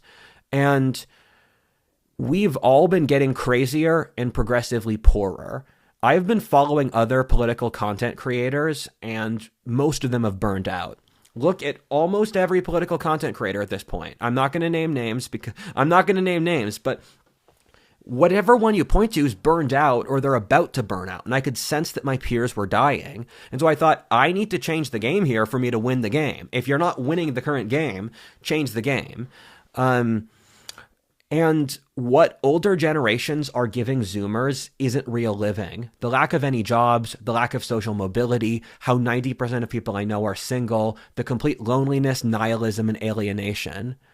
And I can see and feel you even if you can't. I can see your suffering every day, and I find it unbearable. I would do anything to help you. I'm sorry how much pain you're in. And you might say I'm projecting, which I partly am, because that's just how empathy works. You project a little. But I know you're suffering. It's obvious in your every action. And you're also scared and lonely. You don't believe in anything. You don't have a connection to God. You have no reason to live. And is life really just staring at a screen? That's no way for a man to live. Did my ancestors kill, die, and fuck for all this? Did my ancestors kill, die, and fuck for all of this? My financial situation got worse over this time period, where I made what should have been an innocuous error, where I posted my second podcast on the main channel. And I thought YouTube has a tab that makes it processed by the algorithm as a podcast. And then what happened is that it tanked my position in the algorithm because I got some videos with 50,000 views, other videos with 500,000 views. So 50,000 videos killed my position in the algorithm for a year. And sponsors pulled out for a long time. And that was a tiny error. I kept on trying different strategies, and I kept on trying to figure out what the issue was with YouTube. So that's why I did so much experimentation with the algorithm last year. And it's been crazy where I used to be pretty wealthy, and now it's gotten significantly worse, where the leftist ad block against conservatives cannot be overstated, where as of now, 90% of ad dollars are controlled by leftists to be used explicitly against conservatives. So conservatives fight for the final 10%, which is why a lot of my advertisers are people from the Balkans or Eastern Europe or Asia or something like that, because they don't feel any of our current qualms. From what I can tell, and I'm probably getting these numbers wrong, but leftist content creators make 5 times as much money per view as I do. And correct me if that's incorrect, but it's a huge discrepancy. And it's just infuriating to me on a profound level that we don't live in a capitalist or a meritocratic society because of my racial type and my skin and my sex, as well as my political views, which are the reasonable political opinions for my people's survival. I am blocked out of all society. University, most jobs won't hire me because I'm conservative. Consulting positions, then every single bureaucratic association is blocking out conservatives and young white men. And it's just completely infuriating because there's nothing I can do about it, because I'm trying my best. I'm trying a variety of different things. And what am I supposed to do? Almost everyone I know, and most of my friends are very intelligent, successful people, are unemployed, or they're self-employed, working. Almost no one I know is doing well. And keep in mind, I'm a relatively large YouTuber. The people I hang with are not normal people in most cases. But everyone I know is fucked, and it's completely disgusting. And I have loads of very smart,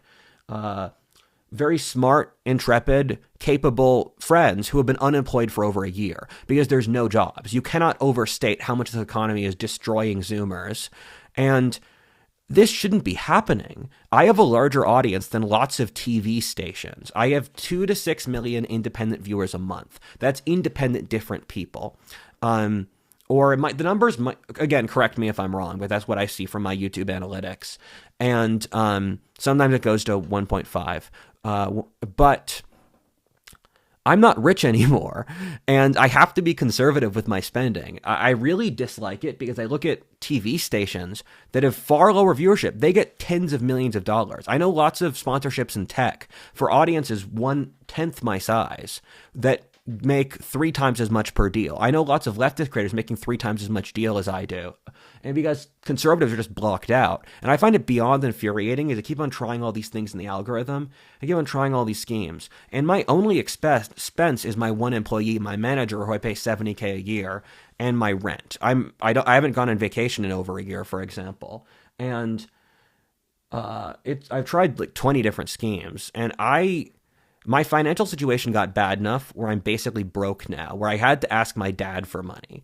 And do you understand how difficult that is? I swore an oath when I was 16 to him over stuff with Jennifer that I would never ask him for money or ask him for something. And if you're my employee or if you're an employee or my landlord, you will 110% be paid. I'm already raising money right now. For the thing you'll see at the end of this video. But I just find it deeply infuriating because there's no social mobility. And the problem is we've hollowed out all of life so that the only thing we have in life is screens. We got rid of community, we got rid of religion, we got rid of marriage, we got rid of the nation, we got rid of social clubs, we got rid of everything. And so we just stare at screens. And so even if you're wealthy or successful, you're still staring at a fucking screen. And this is what we're stuck here with. I'm also pretty clear I'm shadow banned. I say that since there are certain growth curves I see in videos because I study the algorithm. I've been doing this for a decade, where the video goes up and then the growth angle collapses, which is not mathematically what should be happening. And YouTube has a tremendous amount of records for shadow banning conservatives. This is something that we have a lot of evidence for, and it's just something you see in every single major left-wing social media site. And I have significantly more subscribers than I had before, but I'm making less money off ads. I'm making less money off sponsorships, where I was making significantly more money 3 years ago and 2 years ago when I had a third of my current subscribers. That's how crazy this is. And we know YouTube's parent company, Google, the people who made Gemini, they're incredibly politically biased. And they have loads of proof for shadow banning already. This is something we know happens to an insane degree. Remember when Trump was shot in the front page of Google, where they had no news coming up in the front page about Trump getting shot? Within hours of Trump getting shot, they're doing it that much. That summer was brutally hot, and I was stuck at home. My PTSD was really bad, and I was in excruciating physical pain all the time. I was also still in the process of emotionally remembering everything I said before. People often ask me, Rudyard, how did you do all this stuff in your life while suffering all the pain? The answer to that question is I realized I needed something grander to scale myself against to not kill myself. The only thing that felt big enough to balance out the trauma was glory and honor. The quiet family life I wanted in high school wasn't enough for me anymore. My relationship with my father got much better over this time period, is now at the best point ever as long as I've known him, where after I moved down to Texas, we started to talk to each other more and empathize with each other. And there were a handful of points where I had a PTSD attack in front of him, where he was very empathetic about it and tried to help me as much as he could and understand it. And he also, I also told him about everything that happened in my childhood with my mom and all that stuff, and he was very accepting. And he's also really excited about my other projects. And I told him about this video. I showed it to him, and it's cool. It's nice when your life gets better. As I gradually healed, I started to wonder what I actually wanted out of life. And after a bunch of different short realizations, I came to the conclusion that I wanted to go as hard as possible. And I have various connections across conservative media, and I keep a pulse on what's going on in different areas. I started piecing together a picture in which I realized conservatism was an almost all complete anarchy, where no one was in charge, no one had a concept what was happening, no one had a concept what to do about it, or even the barometers of how to relate to it, or parameters. The whole field seems to be in collapse, with very few figures willing to take responsibility for conservative culture itself. It's just Trump being a Chad holding stuff up, and then nothing else. You guys don't know what you believe, you don't know what your direction is, you don't know how to relate to it, you don't know how to talk to young people. And I realized conservative culture, just the underlying nature, besides just winning elections, is just completely dead. And I don't know what's happening. And I saw this with a lot of the creative tension that conservatism has. Because I noticed with conservatism, it has lots of very smart and very capable people. Whenever I go on Twitter, I'm shocked at the level of IQ, which is hard to believe for Twitter, but there's a lot of smart stuff on Twitter. I'm shocked by the direction of the people, especially as I met more of them in person. I thought these were incredibly admirable people, and there's so much stuff going on here, and there's so much dough to play with.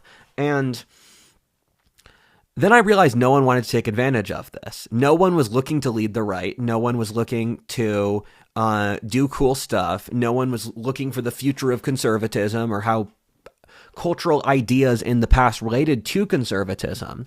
And that, again, really, really shocked me, that there's just this weird thing that I call high schoolism, because in almost every single industry I've studied in America, it's run like high school, where there's pre-established cliques about who's cool and who's not cool. It's done for very arbitrary reasons, relating often to corruption or to friends of friends or to college. And it's just incredible incompetence. And things are done for not very rational reasons, with the bureaucracy crushing everything. And I found this with the military-industrial complex. I found this with academia. I found this with the parts of the tech industry. Another part of the tech industry is really aggro and really capable. And just almost every single industry I could see in America seemed like it was high school. And that shocked me, because it was making us so weak, and it was so innately silly. And this is why Hollywood makes terrible movies. It's not about making a movie, as about the high school relationship, so who gets to profit off it. And we're just so corrupt, and we don't notice. And modern society seems like a ship that's sinking, and no one noticed. It's horrible. How do you folks not see this? I have a funny story I've got to interject here, where I met a girl who was part of a eugenics organization. She was younger than me, and she went to Harvard. I personally do not support eugenics, but met through a friend of a friend. And she proclaimed herself to be my side chick, where she said her goal was to, she wanted to be in a polygamous relationship with a great man. And, apparently I had good genetics in her worldview. So I didn't have another girl at the point, but I rolled with the side chick thing because she was kind of nuts. And there's some crazy stories there, but I cut her after a few months because she was disrespecting me too much, and she wasn't easy to deal with. This is my biggest thing with girls. I want you to be passively pleasant enough that I enjoy the act of being with you. And my current issue with dating is I can get lots of women who I can sleep with. stuff like this people get super sensitive about because there's a degree of envy and there's a degree of are you lying. But yeah, my thing is it's relatively easy for me to get women to sleep with, and it's very difficult to find women I respect enough that I would marry her or even date her, because that involves me seeing her on a semi-regular basis. And I've had multiple times in the past where I've gone out with girls for longer than a short period, but I'm just not in a place where just the passive quality of person, like, do you not lie?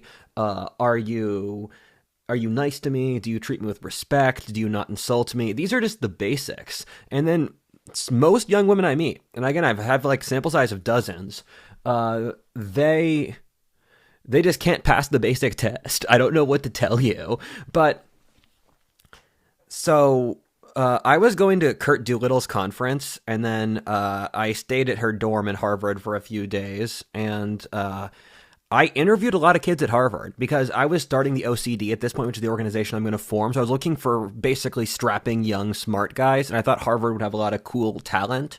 But everyone there was fucking lame. Where Merrick and I, we were hanging out at the dorm, and we just grabbed the bottle of vodka. And my thing is, I drink a double shot of vodka whenever I start drinking to loosen myself up.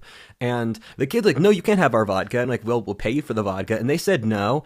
And then the guys didn't like that I was staying with her, and so they tried to kick me out of the dorm with this arbitrary meeting, like, you have to do meeting. And we were just chilling, and people recognized who I am, and they said, "Oh yeah, you're Rudyard," you'll start asking me questions. And they just didn't like that we had chill vibes, because everyone there is lame. Everyone there at Harvard is just a constant overthinker. I'm thinking, these men can't do shit. They can't run a fucking brewery, let alone run a country. How are they going to fight in war? How are they going to lead companies? How are they going to lead men? How are they going to invent technology when it's a bunch of fucking paper pushers? These people can't do shit. I literally see better talent in my hometown with Mike from Wawa. I would take Mike from Wawa over Harvard talent. It's crazy. And Merrick and I were talking about it, and we're talking mutual friends, and Merrick keeps saying, Rudyard, when he says these things, it's even worse than you imagine. I believed Rudyard was overstating it, but he's understating the case, actually. And it was just ridiculous. And I thought, this is America's elite. These are the people who are going to get the good jobs. And the Harvard kids are fucked. I talked to them. They're anxious. Apparently, no one dates there. Apparently, they don't have strong sense of identity. They don't believe in anything. If you're Christian, that's taboo for them. Or it's socially kind of ostracized to be Christian, ostracized to be conservative. People don't have broadband knowledge, because when I study people, I assess them for a variety of traits from my organization. I assess for your sentience, I assess for your grit, I assess for your liquid intelligence, which is your ability to have a generalized intelligence that can be processed in a sub-variety of different things. I assess... Oh, I forgot to say, sentience is your ability to separate yourself from your environment and to have a degree of self-awareness enough to realize if you were the kind of person you were, what would be the most advantageous decision you could make. So sentience is a third point perspective, where you perceive yourself as the summation of many others having empathy for you, rather than just purely yourself or how God or how others see you. I assess people for sentience the most. But as I said, sentience, liquid intelligence, grit, are you socially good to talk to? Are you awkward or cringe? Do you seem to have a moral compass? Do you believe in anything? Do you have at least one area of extensive knowledge that demonstrates dedication into a certain topic? Do you have a history of success in different fields? Do you have... because success in multiple fields is very powerful, because it shows an incredible level of talent. Someone like Elon Musk, who's successful in companies, a wide variety of industries, the ability to not have talent outside a single industry is super powerful, and it's so hard to do. And also, do you demonstrate responsibility and competency in your daily life? This is basically a lot of the stuff I assess people for. I have more, but I won't get into that. This is a system. You guys are going to love the system I've made with my buddies about how to assess people's talent. We'll get to more of that later. That becomes a bigger subplot later, I believe. But none of the Harvard people could do shit. It was so crazy. And I was talking to a Harvard professor, and I could sense that he was a good man, and he was a man that I can respect. And so I won't say the name or any of that stuff. But I was talking to him about human sciences. And he said, I only look at stuff with data. If there's not data attached to it, I refuse to look at an idea. And I said, you've cut out 85% of human thinking. Human thinking operates through a combination of intuition, holistic understandings, seeing a moving system occur at once, comparisons to the past. So if you're only looking at data, you lose the ability to process human life itself. And that was what I thought talking to Harvard, talking to different people there, that these people have incredible tunnel vision and they can't see their whole environment, and they had no clue at all what's happening. The American elite has no idea how much normal people are suffering or how things are falling apart. They have no clue about your struggles. It's really, really scary. And furthermore, they're completely glued out of this, where people... And I don't want to smear the people I saw in Harvard with this, but people who are part of the World Economic Forum agenda, they're just completely disconnected from their environments. They have no clue what's happening. They can't tell you any good stuff. And they are evil, but they are also stupid. And I would like to state this again, because I think about a lot of philosophical and religious concepts. And I realize no one in the ruling class has ever thought about this stuff. No one in the ruling class thinks about comparing Aristotle's model of religion to the modernist Darwinistic worldview while integrating it with Eastern ideas. No one thinks about this. This really shocked me because I went around and I've met a lot of people in America's elite and backgrounds in military politics. I realized no one was thinking about this stuff, and the elite had completely checked out and failed. It's just scary. Another story, when I was at Harvard, I was at a cafe because I didn't get much sleep the night before. So I went to a cafe early that morning at Dunkin' Donuts. And I was just sitting there drinking coffee, and I was exhausted. I was barely conscious. And then two relatively attractive women sat down in the seat next to me, and they were surrounded by the Harvard Comedy Club. And they were trolling me. And this is why Northeasterners have no manners. What they did was objectively rude and not cool.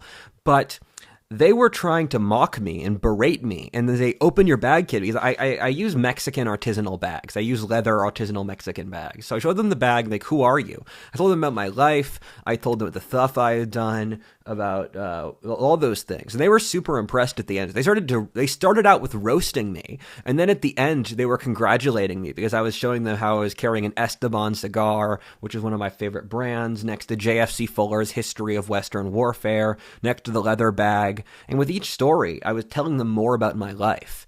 And at the end, they said, we're so glad we were in a timeline where we got to meet you. Thanks, Harvard Comedy Club. I forgot to say this, so I'll throw it in later. But guys at the Harvard humanities department noticed me. They knew I was What If Altist, and they brought me around among the staffers, and they were fans, and they were all supportive. And I thought, we have already won the culture war. When Harvard staffers watch right-wing YouTubers and are sympathetic, and they're sympathetic with my worldview, we have already won. The leftist order is completely dead. And that's what I sensed in both California and in Massachusetts, where it was a fruit that it was a tree that can no longer bear fruit, and we have not realized it yet. And you find with a lot of the science authors that none of them believe in the stuff the left says, where every single scientific study area and humanities area, people don't believe in the blank slate, and this is a bipartisan position. They don't believe that in innate progress. Religious departments don't believe in secularism anymore, or the disenchanted universe, or objectivity, or separation. These are all complex things. I got to make a video about them, where the science doesn't believe the left anymore. The left's operating out of a century-old science, and we haven't noticed yet. But their order is weakening and has nothing holding it up left. Things also just got worse as I saw more of the world. When I try to understand someone or something, I try to see the inner logic of their thoughts. Basically, what mental assumptions and what parameters of their mental process would their operating system have to be in order for the choices they reach to be the logically consistent outcome inside their worldview. Because everyone's logical by their own definitions. You can see their thoughts to see how their mind works. And I saw that society was facing something vastly worse than what I had imagined 2 years before. If you folks watch my videos, you can see the sort of thing I started to notice. And the problem is every single place I looked, I saw more of this. There's nowhere to escape because the degeneracy is crushing us all immediately and so quickly. This is so recent. It's crazy how rapidly we became a dystopia. 10 years ago, no one would say we're a dystopia, and now it's just so obvious. And the abbreviated answer I like to say is psychological Black Death and mass utopia. When I moved to Texas, I was coming to terms with these emotionally and the fundamental reality that mouse utopia was something very real and something that I couldn't ignore. And for those who do not know this subject, watch my video on the topic. However, mouse utopia is a complete psychological and mating collapse as a side effect of urbanization. The birth rate crashes to zero. People lose the ability to interact on any level. It's the collapse of society. And the psychological Black Death is a theory I developed on how mouse utopia would manifest as a psychological plague that would drive the population mad. In that it would take people's souls or their mental concepts of the world, and then they would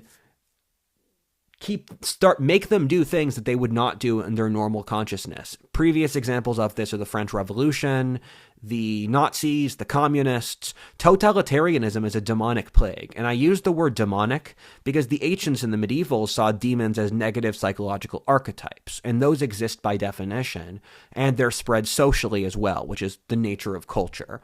And so we have had these negative psychological manifestations take over our entire society, especially so our ruling class. Our ruling class is run by suicidal, deranged, nihilistic, insane people, and we don't notice. We don't stop them. What's wrong with us?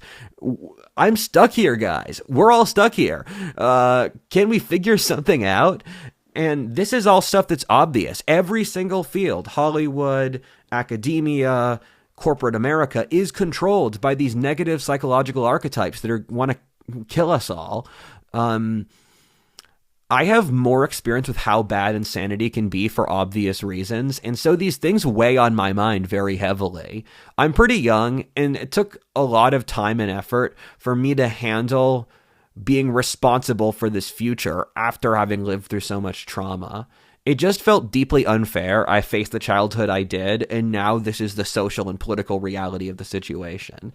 This feels cosmically unfair. I'm sorry. It's just reality. And I can't say how many nights I begged to have my fate changed. How many nights I begged God that this didn't have to be my life. The problem is I didn't do anything wrong. None of this is my fault. I'm 23. And the baby boomers will frequently say, I'm glad I'm not your fault. Sorry, I'm glad I'm not your age, but then they don't say shit about how I deal with it. I can hear platitudes about how you guys are sorry for me, but the horrible thing is that as I looked around society, as I looked for leadership, no one wanted to deal with mouse utopia. Nowhere I looked were people talking about the population crash, people talking about the psychological breakdown of Zoomers, how Zoomers are constantly overworked, how everyone's depressed. There was no leadership. No one was even thinking about it. That's the horrible thing. And you guys can say this is all ivory tower, but this is my entire life. As a Zoomer, the things I'm describing are my entire lived experience. I never had the Simpsons John Hughes America that was nice. This has been my entire life. Past a certain point, when you think so much about this stuff, you realize you have to do something about it. Where I don't want to have to live with this bullshit. So why am I supposed to put up with this? I'm the one who has to get the rotten end of the deal with the DEI stuff all the time. I am the exemplification of what DEI hates. I am an upper-class, white, Protestant male, talented, high status. I am exactly what leftism hates. All of leftism is so that established whites construct a system where they don't have to compete with me. The entirety of wokeness is removing merit so that enterprising young, basically white guys will never be competitive against the established elite. And they trick you into thinking it's caring about black people. Oh, God. And I like to say that the problem is I'm stuck here, and I'm going to be stuck here for a while, hopefully, because I'm so young. And so I kind of have to intervene in the game as my top motivation for establishing a sort of society where I can have children. My parents' generation royally fucked up, creating a society inhospitable for people my age. But if I intervene now, we can make things better.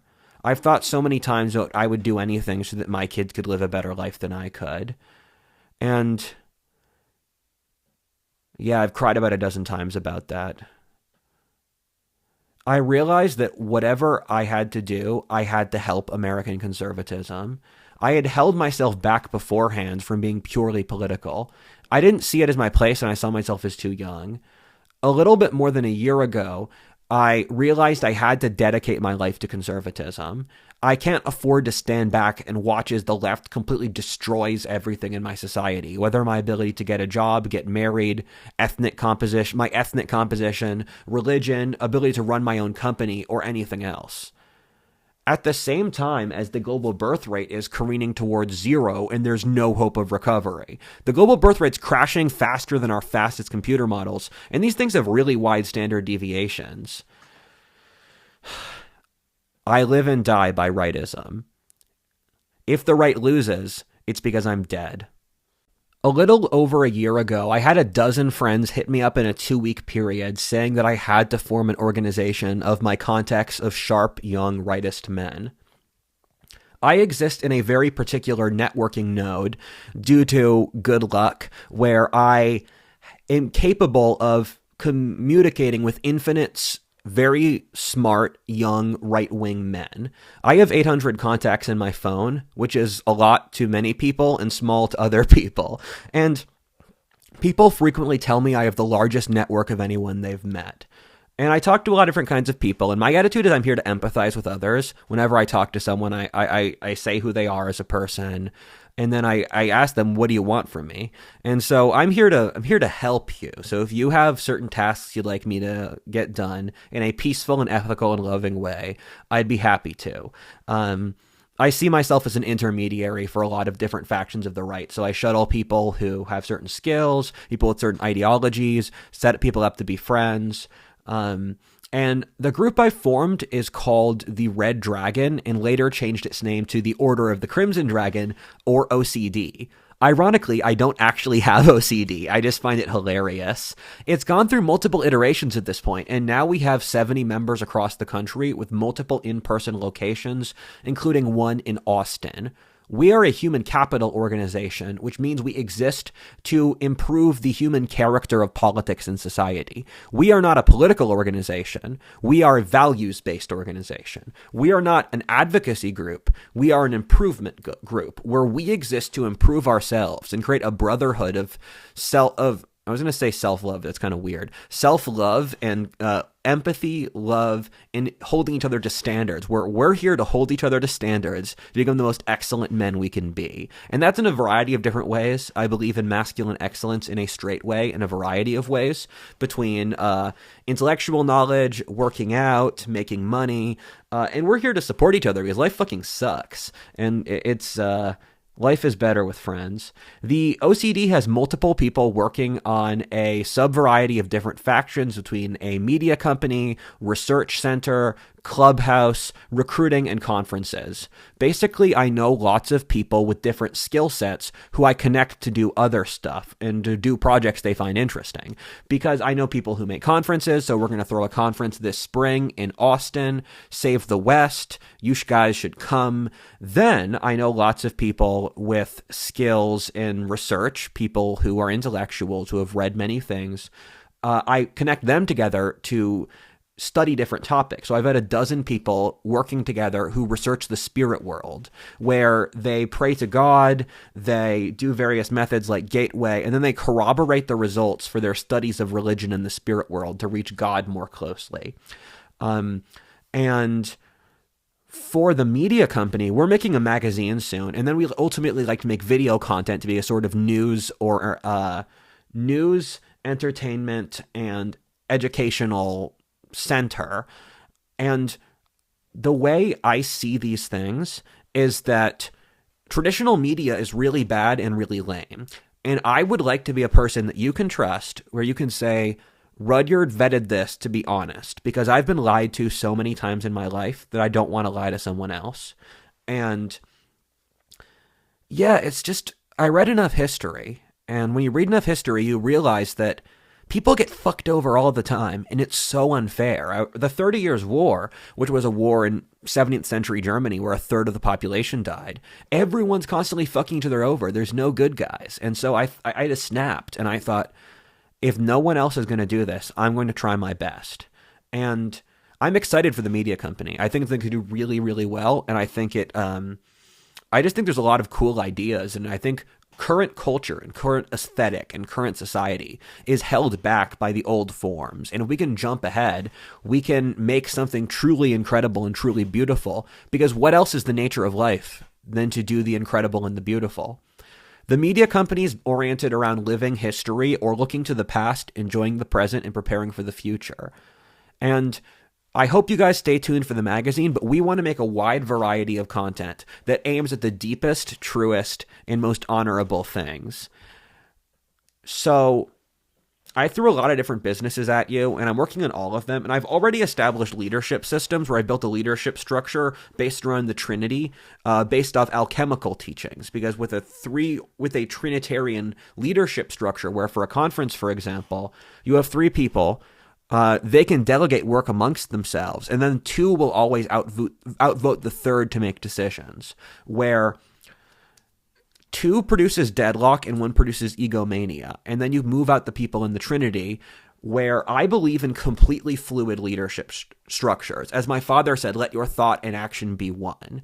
And what that means to me is that I am a person who I need to have space in order to lead or in order to make decisions. And so I believe in the decentralization of power, where this is a radically decentralized organization where, for example, the people working in those different businesses, they keep 80% of that. Me and the whole OCD takes 20%. And that's the arrangement I have now, because you guys are doing the fucking work. I want to give you some gratitude, and people work so much harder when they get to financially benefit from it. YouTube did this really well, where they have a lot of subcontractors. And so each of these organizations are self-governing, and they're also built off their own independent rule sets, where I am giving you folks or people in the organization power because I myself do not want to micromanage you. So I'll periodically check with the different organizations. But I built my leadership structure off actually pirate warbands and Cossack warbands, where I bring people together, we do a lot of cool stuff, and then we split the profits. Because I think there's so many smart young right-wing men I run into all the time.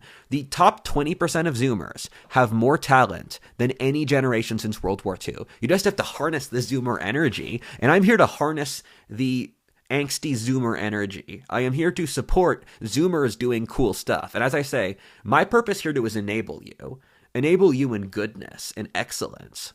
And this is so much fun. I say because I'm Irish. That's a cultural tick. My attitude is that for these sorts of things, culture itself is the most important thing. And if we establish a series of independent sub-businesses based around strong unifying values like honor, freedom, and truth, we can shuttle smart people from one topic to another. The thing is that we are generating human capital by selecting really smart, cool guys who can do a lot of amazing things and socializing them with skills and good values. I want to have as many businesses as possible. We could do loads of stuff. Smart guys can do many things. We could have people study theology. We could make a dating service. We could, have services to help small towns. I don't know if these will work, but I'm throwing ideas out. I am the intellectual equivalent of an assault rifle. You throw me to a crowd and see if I work. And if my ideas fail, throw them out. Yeah, but the thing with culture is it creates an underlying almost nuclear core in human nature that allows you to do a lot of different things. And the thing that we're failing the hardest at is culture. And most of the West's issues are cultural problems. And I take complete responsibility for solving the West's cultural problems. We'll get to that later. But I'm here for you guys, where if we can fix the underlying cultural current, we can fix almost every other problem. And the problem with the cultural current is lack of values and connection. And so I'm here to give you folks values and connections. I have no interest in being a strictly political group. I have no interest in being militant. I just believe in being useful to others, and I would like to be useful to provide you as many useful services as possible. And yeah, that's what we're about. This isn't an organization that does crazy or aggressive stuff. We're here to provide you useful services, and you will enjoy getting your useful services. And I really, really. Oh, I need to get to this first. Sorry, I keep a script and then I periodically go on and off the script.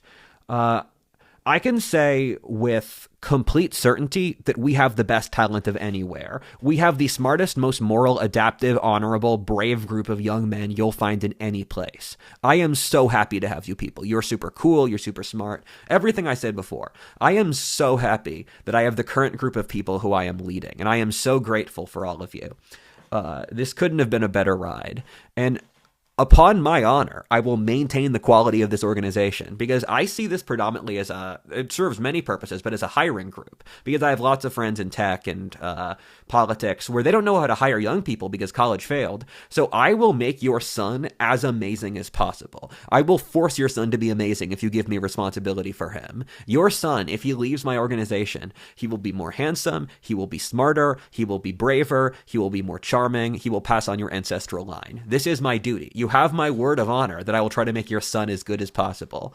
And I see that as a real problem because there's nothing for men, and just men are completely blocked out of life. So this is men supporting each other in a way that is healthy, straight, noble, and empathic while going hard. These are the things I stand for from the bottom of my soul. And so I would like to help make me and the OCD as good men as possible. And I'd like you to help hold me responsible for not slipping up. And I mean that in a real sense. I don't mean it in the left sense, where the left always does stuff where they'll say, I'm holding you accountable, but it's on their tiny minutia of their stupid philosophy that no reasonable or sane person would care about. I'm just really proud of the quality of guys I get, and we can accomplish if you give us a goal, we can accomplish it. I know people in almost every industry. I know people with different skill sets, and I've spent a lot of time cultivating culture and a leadership structure. You should ask me about the leadership structure, where I took it from a lot of different historic influences, because I care a lot about the innate biodiversity and the innate fluidity of the group, because I very much prioritize groups that operate seamlessly, where you need to have leadership on an asynchronous level, where purely I do not have to do all the leading. Because once you have leadership on an asynchronous level, and it's very important to vet people for values, you can accomplish so much more, because that's how all great empires were created. The British, the Greeks, the Mongols, every great empire was formed because men took responsibility for holding each other accountable to get better. The horror. We might have a better society. And I believe purely in positive things. There is no negative side to this message. I am just here to try to help men to be better. And I take responsibility for it. And this is just so dope. Like, the group's got a lot of energy. We're doing a lot of projects. I couldn't be happier. And we're backed by lots of people. We're backed by lots of people in a sub-variety of fields. We have multiple celebrities in the group whose names I will not mention, as well as people from multiple presidential administrations, CEOs, and genuine intellectuals who are making philosophic breakthroughs. The group is backed by multiple Silicon Valley kingpins and politicians. This is what I do in my free time, I guess. Hit me up if you're interested. We are going to be opening the group up to the public this February. And so we will have people who will read emails and assess you based on whether or not you're a fit for the group, where I have many friends who study psychological traits. And so we have already made a test to assess the members by psychological traits, which we would like to make into an AI. And one of our goals is, with my background in human nature and anthropology, to establish AIs and technology to assess the cultural level of society, to assess for cultural levels of healthiness and group compatibility. Does this ethnicity, do they work well in a company with this ethnicity? That with this person's personality traits, how are you supposed to teach to them? With this person, what will they perceive as an insult? And this is why mentalizing is so important to me. Understanding and empathizing with how others us think, because without it, we're completely blind, as we can see with our current elite, which is completely incapable of empathizing with anyone, including their own people. I really love the act of being a leader. I feel truly alive for the first time.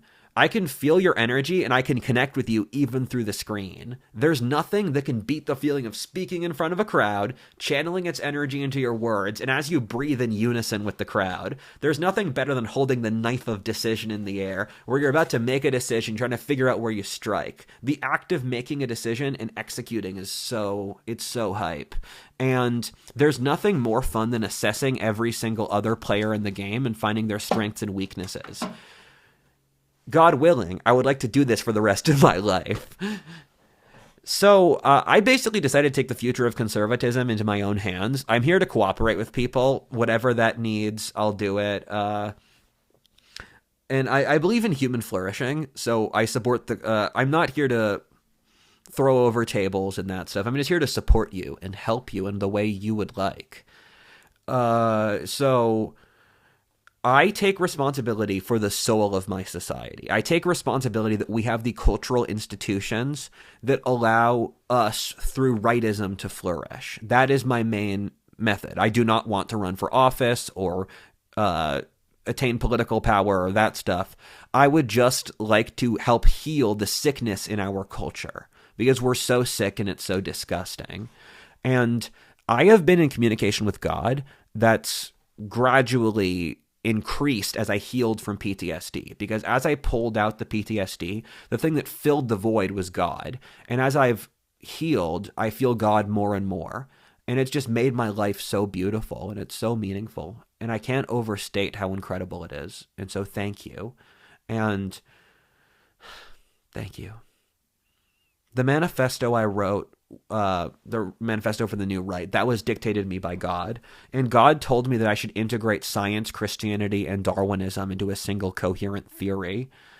I've been regularly communicating with God about what he believes the future of the right philosophically should be. And this is what I'm about to feed you in this video is the best attempt. It will not be perfect.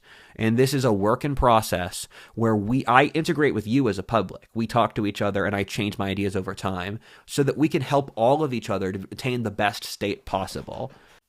The ideology I've been developing I call formism so far, although I'm not attached to that name. Formism is the idea that we should replicate the divine forms in material form, that we should study God and the divine Platonic forms through mysticism to make technologies which can model the divine will as closely as possible, that the force that powers the universe is responsibility and honor. It's a socially conservative, meritocratic, masculine, martial, mystic, and yet technologically progressive worldview, as you'll see over the course of this video. God is not satisfied with us and says that our current society is an abomination of degeneracy, demons, and evil. As I've come closer with God, I've come to completely loathe the current society we live in. We live in the world before the flood, like in the Old Testament, where before God smites everyone. And the degeneracy is so evil, our society is dying in real time in front of our own eyes, yet we're too complacent to realize it. As time came to pass, I came to realize the world of modernism that I thought I had lived in for my whole life was a lie and was never real at all, that I had been duped.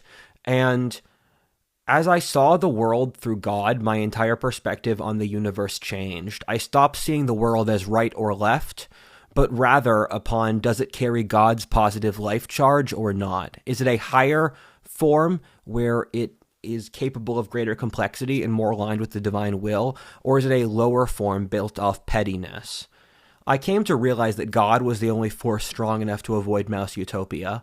God was the force missing from our society, and that everything was a false cardboard imitation of something real, since it lacked the inner spirit of God which permeated it. We try to imitate God's excellence only to fail and grow resentful. Our entire age of history is lies made as humans tried to make that which only God can do. I started praying to God all the time. This was a side effect of my PTSD. There were too many nights I couldn't sleep. PTSD is so horrible, I can't overstate it. Growing up, I had always believed that the true bedrock of my character was honor, that when things were the worst they could ever be, that my reflexive concept of honor was something that I could always rely on. That worked when the suffering of my childhood was at its worst, when I had a really horrible external threat. But once I lost immediate risks, I needed a moral code besides honor to process the world through. However, with the year upon year of horrible pain, honor still wasn't enough. Who am I to stand against the world? I'm just a weak mortal who suffers every day, who's fucking always in pain. I was thinking today about how every day of my life, ever since I can remember, I have been in physical pain. PTSD is so funny. I will literally fight my mom to the death, I'll go to hell, or drop out of school, but then I get anxious about a clock in a different room chiming so I can't sleep at night. Or I think about, do I send this text? I stopped doing this in the last 6 months. Do I send a text at 12:03 or 12, which is better? And the real answer is 12:03. I get anxious over little stuff rather than the big stuff. It's funny, but it's human nature. I realized that Christ was the only thing capable of giving my life peace. After a long day of suffering through the horrors of PTSD, when it's 4 a.m. and I know I'm not going to sleep that night, I take various supplements and pass out thinking about Christ's love. It's the most beautiful thing in the world. I think about the beauty of being cleaned out of my sins and knowing the way, that all life has already been solved since I follow Christ, since you are knowing what doing the right thing is. After having a schizophrenic mother and an autistic father, something I really like about Christianity is that if you follow it correctly, you can face any life situation, and religion is a technique on how to deal with it. Due to my mother's gaslighting, I've always been paranoid that I've been crazy over my life. I've always been scared that I will lose control of my own mind and descend into madness under the horror I've seen. I have a pretty good mental map of the spirit world at this point, where I've been gaining it from different spiritual forces. And what Christianity does is it operates like a triangle in the spirit world, where the tree of life is all conscious thought in the biosphere, while in the tree of life is things you can see in mystic experiences. It's just the nature of the spirit world itself. And then Christianity's the cross, as its dominant symbol suggests, in that Christ and Christianity allows you to move up and down from higher forms out of lower forms. So this is the cross. You have human life as this rod. This is two-dimensional reality. And then Christianity lets you become a better person. It lets you to move up the cross. And it makes you more like God.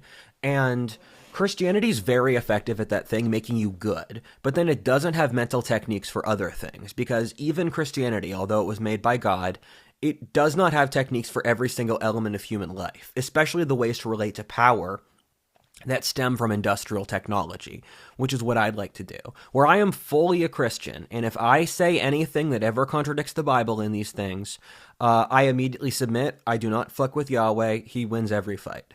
But I am here to help life develop and help the biosphere attain greater excellence.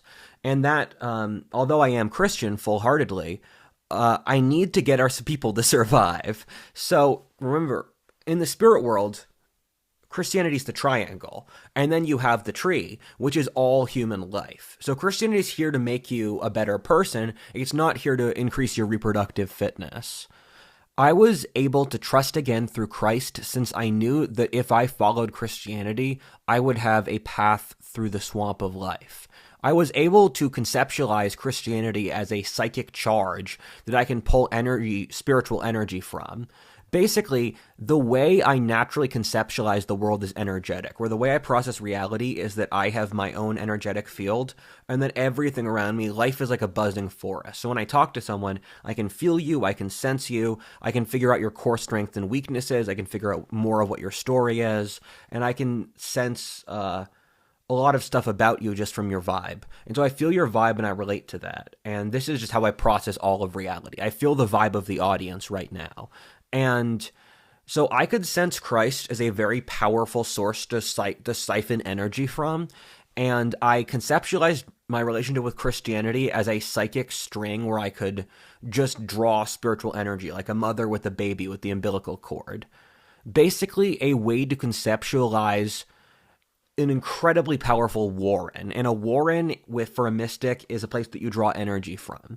And so Christianity is an incredibly powerful warren where people around the world and over history have developed techniques to siphon psychic energy from God to them so that as they pray, they become more like God. This is quite obvious when you look at history. This is exactly what the nature of Christianity is. And it suggests as well that people can have religious experiences, that there are these psychic warrens, which could be ideas, which could be religions, that people share ideas with, and they're operating out of this shared idea space, which ultimately must exist in the spirit world because an idea must exist somewhere. Christ's great gift to us is that when people hear about my childhood, they say, I'm glad I'm not that kid. I'm glad I'm not that kid for my whole fucking life. And between childhood trauma, not being understood by others psychologically, and the baby boomers leaving society as a dumpster fire, as well as getting friggin' messages from the spirit world, my whole life has been people pitying me and then not doing shit about it. I get you have sympathy, but I want empathy. I want you to actually understand my struggle and how do I deal with it. What the fuck am I supposed to do with this crap? And Christ is the great gift to I'm glad I'm not that kids of the world. He is the only person who's actually tried to fix our problem. And so thank you, Christ. You will always have my eternal loyalty. And I think it's because the Jews have been that people of history. They're the people that people keep taking pot shots at. And Christ is great for those who have been unfairly nailed to the cross. And so I'm eternally grateful for Christ for giving me a way to get out of PTSD. Thank you. There were too many nights in that time when I prayed to God, I will literally do anything you say for me to get this pain to end. I remember begging God how it was cosmically acceptable to let a mortal suffer this much. That if the pain ever stopped, that I would thank God every single day and just live my life for him. That this pain wasn't something my body could take. That I just didn't have the emotional registers to deal with this. My faith in God stemmed from it being the only thing I could draw real solace from. I've done lots of really cool stuff in my life, but in my moments of suffering, I can only think about Christ on the cross. I wrote this video since my life goal as a child and adult was to brag as much as possible. This is a video I wrote where I do get to brag, and there are a few accomplishments I'd like to briefly gloat over before I continue dictating things God said to me. One time I went viral for posting a photo of me when someone posted a really nerdy photo as a caption to something I said. The real photo of me was so handsome as a contrast that it got nearly 1 million views. I am going to hold the I was so handsome I went viral card over people for the rest of my life.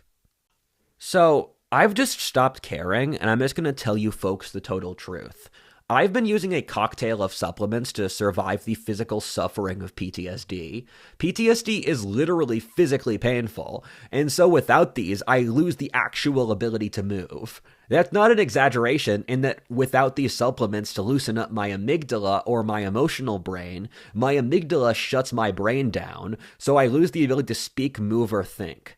There have literally been dozens of times in my life I lose the ability to speak or walk, where I sit paralyzed in a chair, unable to do anything, or even move my head or my arms. Oftentimes, I'll have friends next to me who try to speak to me, and I literally can't reply for over half an hour since the verbal part of my brain's shut down. The only way I ever sleep is with these supplements and relaxants. Kratom is the substance that saved my life on PTSD. I'm not going to lie, kratom is addictive and is not a perfect substance. It's a low-level opiate, which is a traditional remedy from Thailand, where among the local peoples, they take kratom to work their 12-hour shifts in the rubber plantations and with hard factory work. As I said before, it's literally saved my life. I would not be able to physically move for years without it. My life would be so excruciatingly painful, even today, without kratom. I have gone through kratom withdrawal 6 times. It's not that bad for me, although I know it's worse for other people, where for me the withdrawal is only a single day. For other people, it can be weeks. And Each time after a few months, I relapsed back onto kratom because something bad happened in my life, like a work issue or problem with family, and I needed just to wake up and do my job. Even with all the issues, I give kratom an overwhelmingly positive review. It's way better than taking antidepressants and especially benzos. I was looking at all of the alternatives that the regime wants you to take for PTSD, and they're benzos. Look at what benzos did to Peterson. That's a 6-month withdrawal, not a 2-day withdrawal. That's a real issue, and my home state of Pennsylvania got wiped out by way more powerful opiates. Pennsylvania is the state of the country that has the most opiate deaths of any state. Even California or Texas in sheer numbers due to the pain of deindustrialization. And the opiates the regime feeds you, those have, again, 4 to 6, those have, I think it's 4 to 6 months, check that. And I can't be thankful enough for kratom. When you look at the coalition building I did, times I talked to God, reading, traveling, it was powered off the green haze, as I called it. And again, if you are watching this and you have made it this far, I trust that you should be responsible. You should use these supplements in a way that is responsible, and you should not be addicted. And you should do correct decisions in your life. And if you are addicted and it's bad, you should stop being addicted. I speak to you as an adult. And I just show gratitude or grateful things. Kava is amazing. That's a Polynesian form of tea that relaxes you. I take that to sleep. You can get it at Amazon. And CBD has also helped me a lot lately. And it annoys me, our society's drug culture, where people in my life, especially boomers, have freaked out at me taking this stuff. And I'm thinking, alcohol's worse. The friggin' supplements the government tells you to use, so the medications are worse. And my attitude is be responsible. Research this yourself, talk to your friends, make correct decisions about your life since I don't know you. I hope you can understand this video as a form of therapy for me, and so I need to tell you this story, where I have gone through kratom withdrawal 6 times. It is excruciatingly painful. But it's only for like 1 or 2 days, or sometimes 3 days. And when I was a kid, and this is like country people stuff, my friends and I would talk about, was it more painful to be stung by a wasp or a bee or other animals? Or like stinging nettle and stuff, or poison ivy. And as kids, we'd talk about, imagine fire ants, getting stung by a fire ant, or being stung by a Japanese hornet. And my life is so excruciatingly painful that I would take those stings, and that's not an invitation, God, against the level of suffering I have experienced. Because the first time I went through kratom withdrawal, I was in Thailand, and I didn't pack kratom with me. I just didn't want to have it. And so I went through withdrawal, and this was the first time it happened to me. And I didn't sleep all night. And I took too much Benadryl because I couldn't sleep. And I was panicking I was going to die because I took so much Benadryl to sleep, and then I didn't. And I couldn't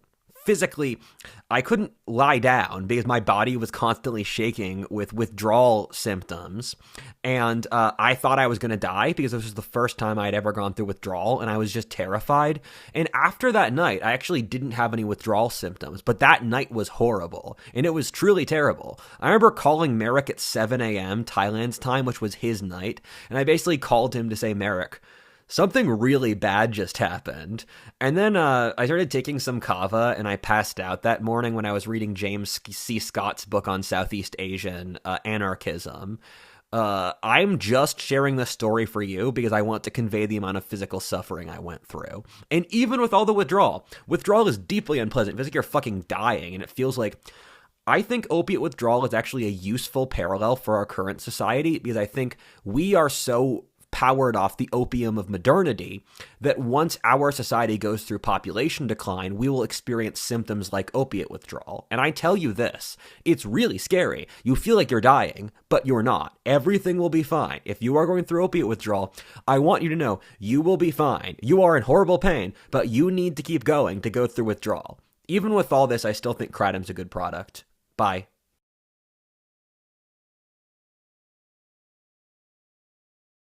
Hi, everybody. It's funny. After talking to you for 5 hours, I almost feel as if we've built up a sort of relationship. You don't know me. I don't know you, but you feel as if you know me because I have shown you who I am. And this video is an honest rendition of who I am as a person because I'm so tired of lying all the time. I'm tired of putting up a facade. This video is who I am. This is all completely true. And you have my word before God. And it's hilarious that I'm holding you guys in some kind of hostage before I tell you the word of God. And I am going to use this, so you have to listen to my small talk, my dad jokes, and my life story. So, most of the shirts, except for a handful, I wanted to go for a different style, are blue, because I like the color blue, and it's also the blue room. Blue is my color. And look at this nice shirt. I bought it. I like hippie clothes sometimes, but this one's difficult to wash. I have to hand wash it, which is really annoying. But I like the signs here. I like the moon symbolism. This is one of my favorite colors. And I collect a lot of clothes. It's one of my hobbies. So I really don't like ironing my shirt, where it's just really annoying, and I can't get the heat temperature exactly right, so I end up making heat stains on the shirt, so I have to fill up the iron. I just don't want to fucking do this. And this is one of the annoying things of the breakdown of society, is in a previous society, we had gender roles, so each sex did the things they liked. I know most women will be mortified to get on this call and talk about talking to God and leading and opening up like this, but I fucking love this stuff.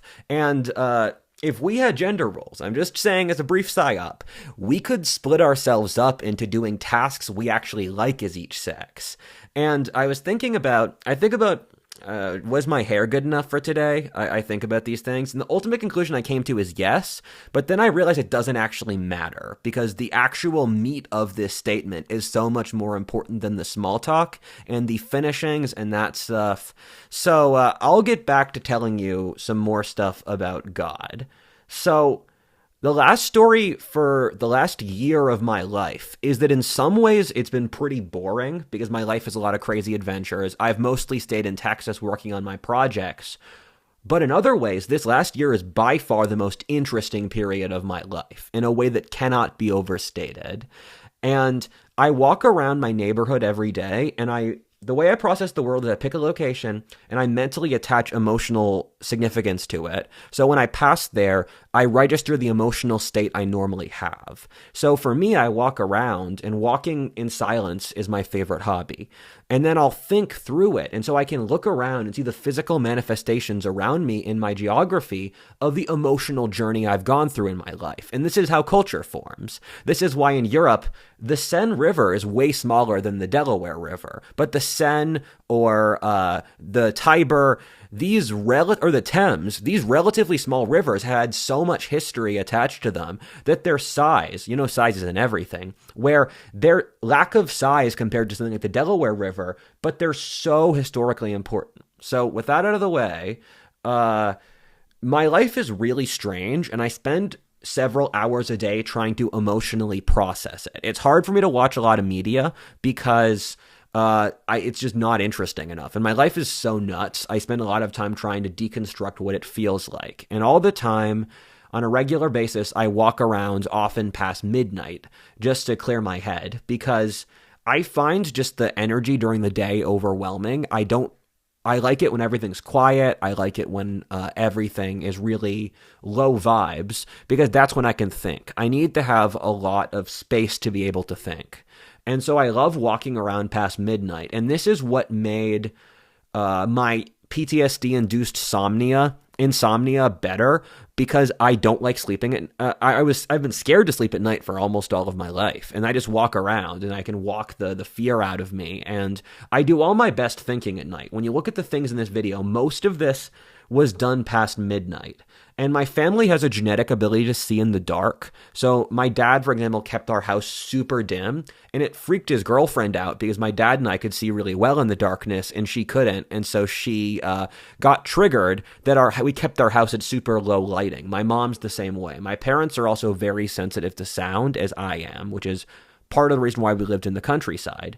And so I'll just walk around at night and I can see everything. Even if there's no moon, I can see in the dark. So I don't really need a flashlight or anything. The dialogues when I walk mostly consist of me talking to God, and for the longest time, that consisted of me complaining to God about how unfair it was he made me suffer this much, and then secondarily, me asking him about how the universe works. And I take CBD every single day, and the way CBD works is that it has some of the active ingredients of weed, but it's legal in Texas because the boomers in charge haven't realized it yet, though. However, the CBD doesn't really get me high. I can think clearly. I've recorded parts of this on CBD. I'm curious you guys can tell which parts I did and I didn't. I've gone on live streams with CBD. I've called investors and closed deals. I've done leadership with CBD. I just live my life. It just chills me out, and it processes how I perceive reality because it calms my mind down, and I'm so hyperactive that I need my mind to calm down for me to get anything done. So the irony is that when I take the CBD to relax, the religious thinking comes out because underneath the terror is religious thinking. And there are certain areas of the trail, as I said before, when I look at them, I realize it makes me think of certain things in my life. So I have certain postmarks on the trail that influence how I think about the world. I was praying to God to end my suffering for like the 10,000th time, and God did reply this time. However, it was a different God than the ones I spoke to before. This was the Norse god Odin. I will later explain to you over the course of this video why me communing with a pagan god does not count as heresy. I've thought this through. He said my PTSD was a tool for him.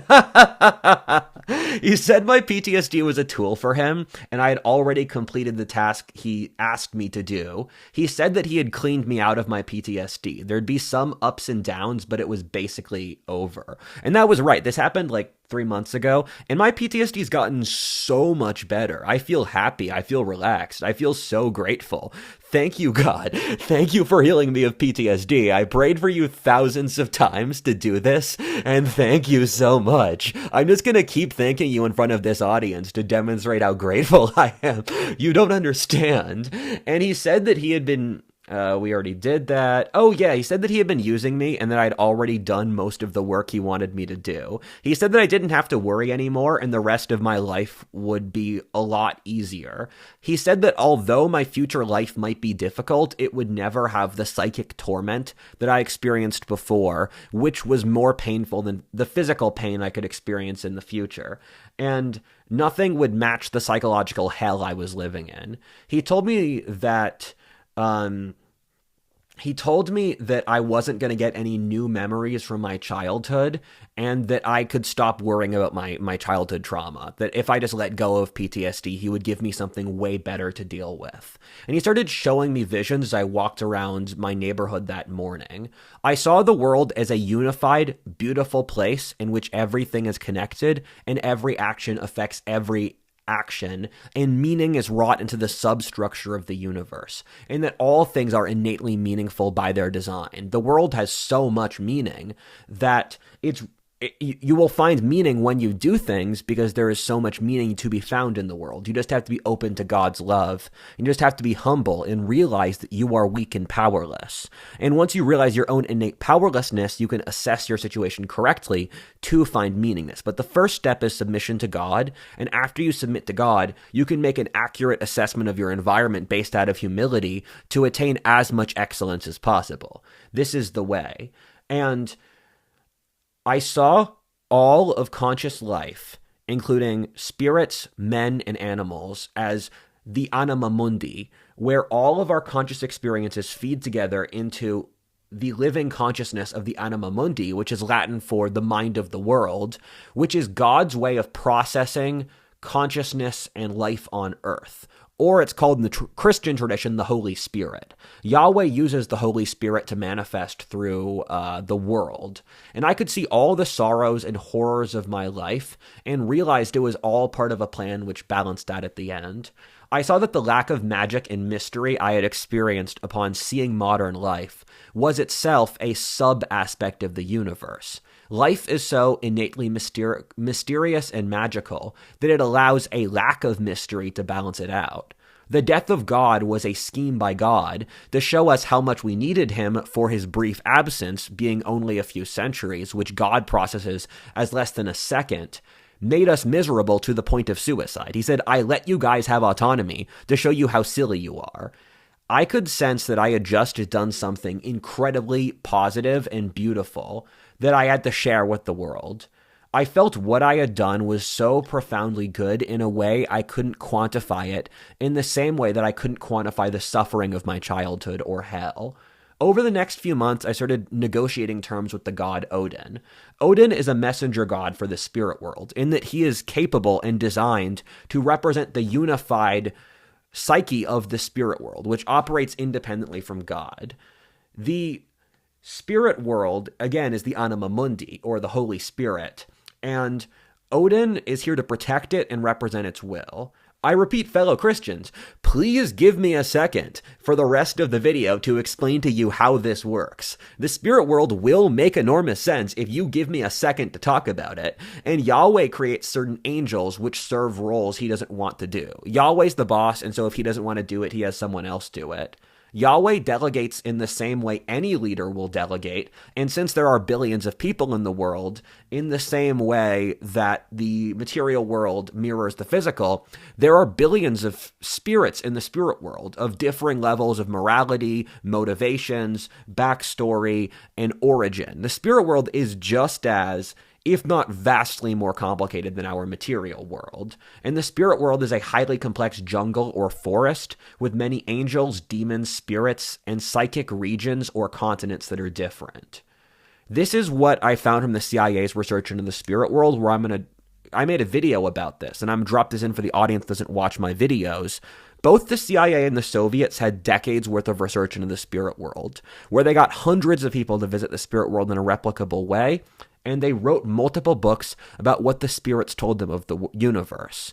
And this is something where the Army's independent investigation of the CIA's research was that it was accurate.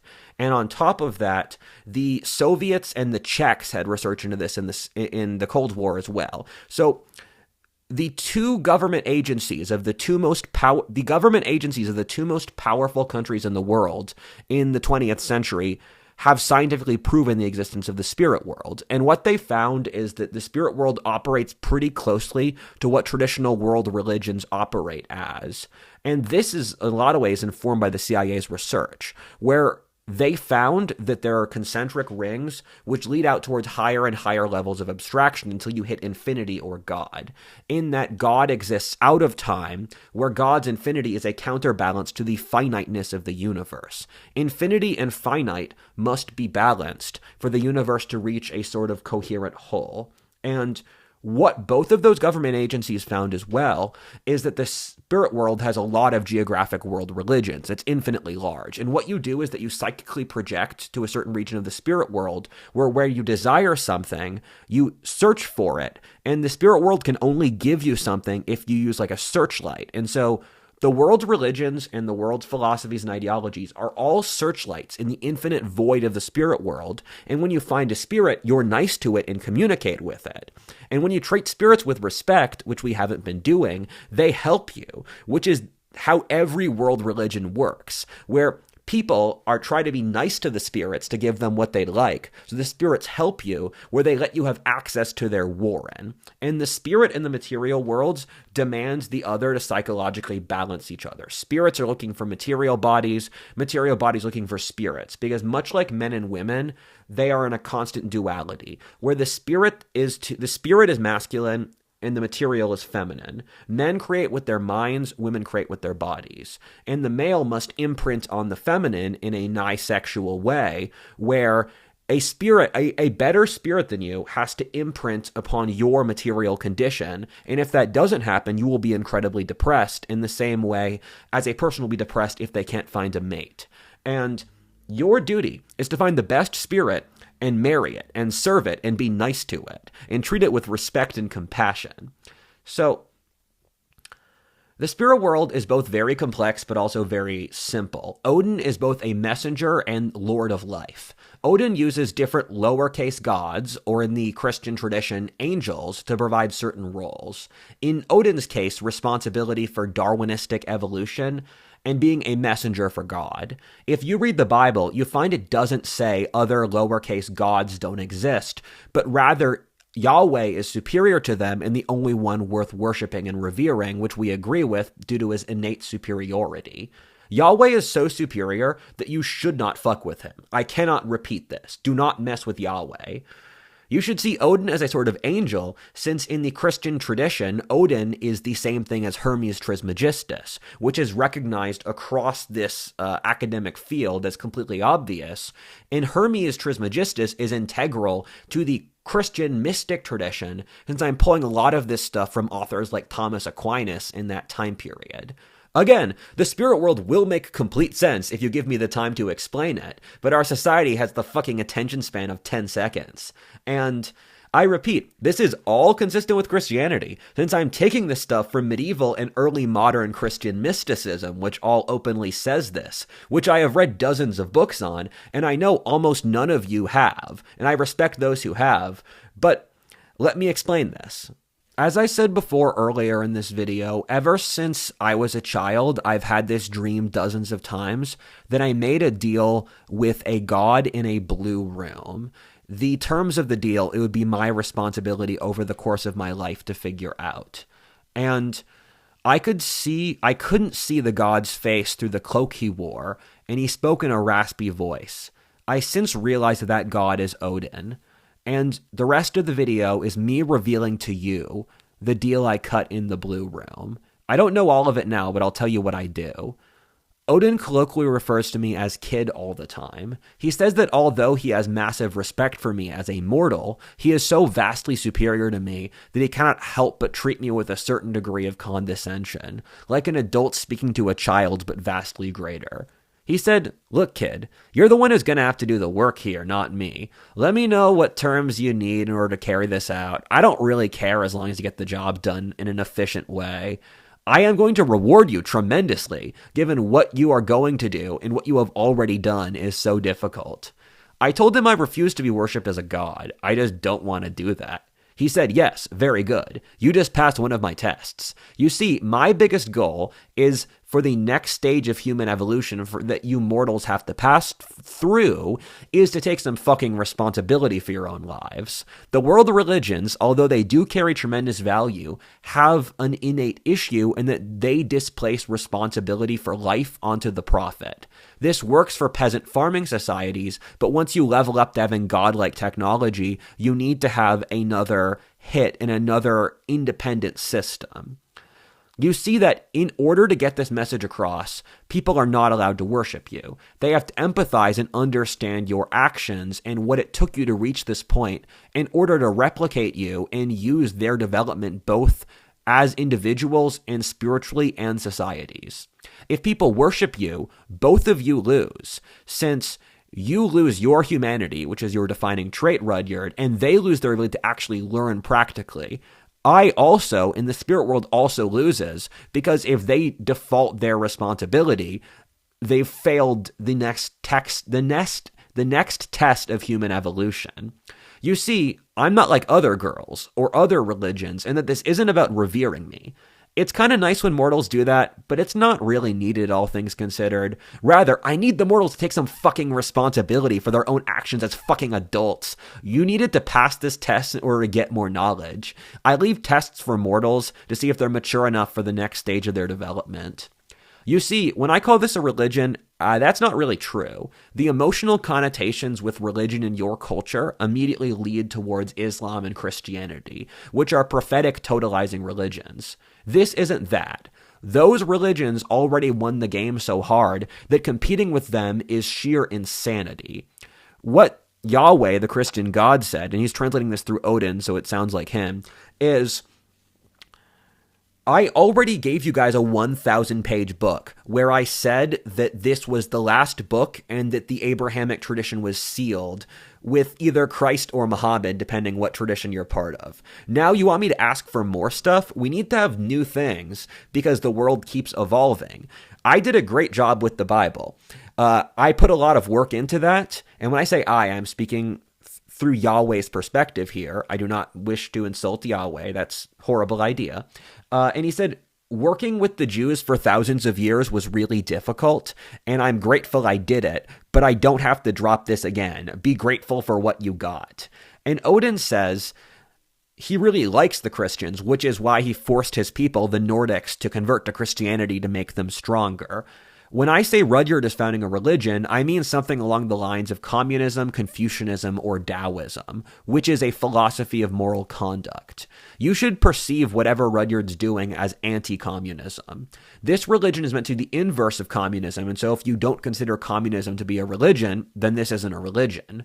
Marx also makes claims about how the universe and God, in his case, progress, works. In Marxism, progress fits all the character of a religion in its relationship with God.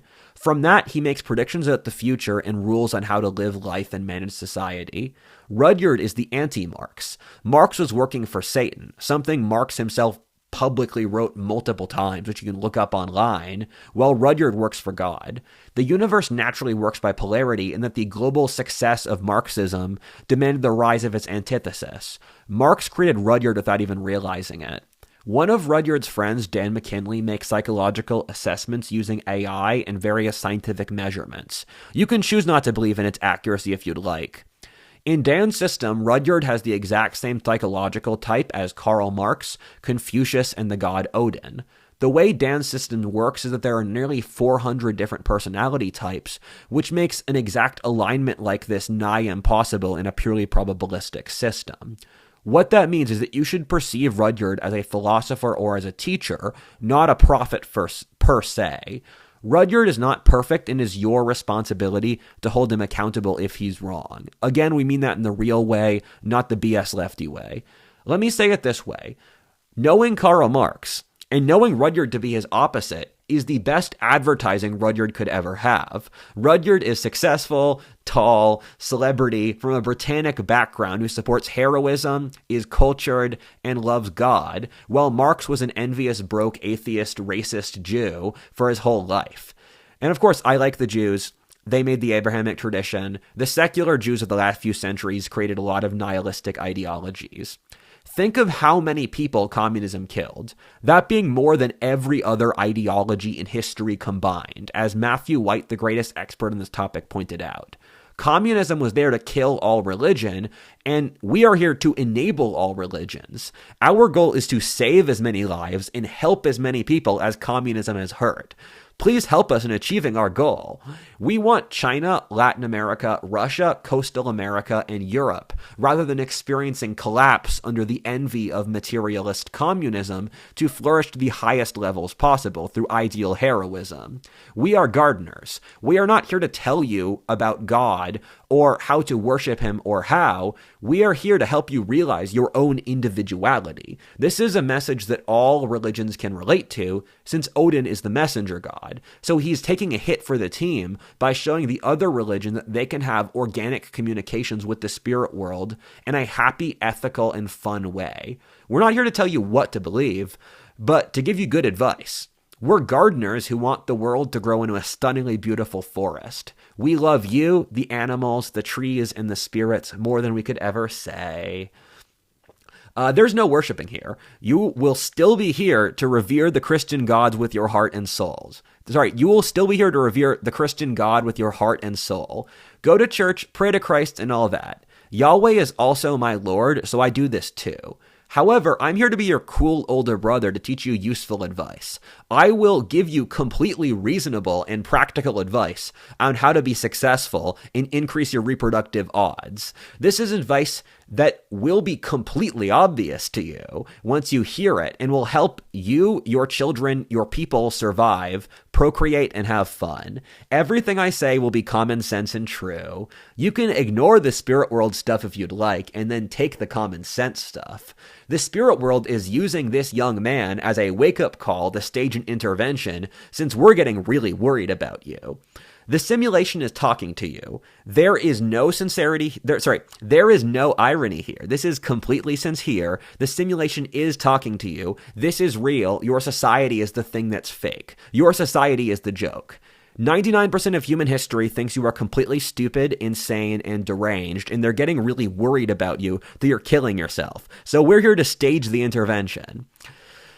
You guys are the crazy 1% that believes all the stupid stuff. Everyone else in history disagrees with you. They think you're really nuts, and they're scared, and they love you, and they want to make sure you're fine. We'll get into this later. And if so, you may see this message, if you're part of modern civilization, as schizophrenic or autistic. This is just what everyone believed over history. They believed in the spirit world. They believed in God. They believed in ancestors. So you are projecting your schizophrenia and autism onto us. This is just the reasonable message for all of human history. Rudyard, the next stage of human evolution is called taking some fucking responsibility for your own actions. You mortals keep dodging it, but it's so central to the game, you can't ignore it. It's so hard to get mortals to take responsibility that we had to take a brilliant member of the aristocracy from the greatest empire in history, pick some deranged warrior ethnic minority with a deranged family, then beat and rape the kid over 40 times, have his entire society constantly insult him and berate him for his whole life, while lowering his reproductive odds to the worst level in human history, to get any mortal to take some fucking responsibility. We'll explain the logic through which this operates better. You see that it's very difficult to maintain the universe for God, and thus he gets very resentful when you don't take responsibility. He's also super resentful you don't never appreciate the nice things he does for you.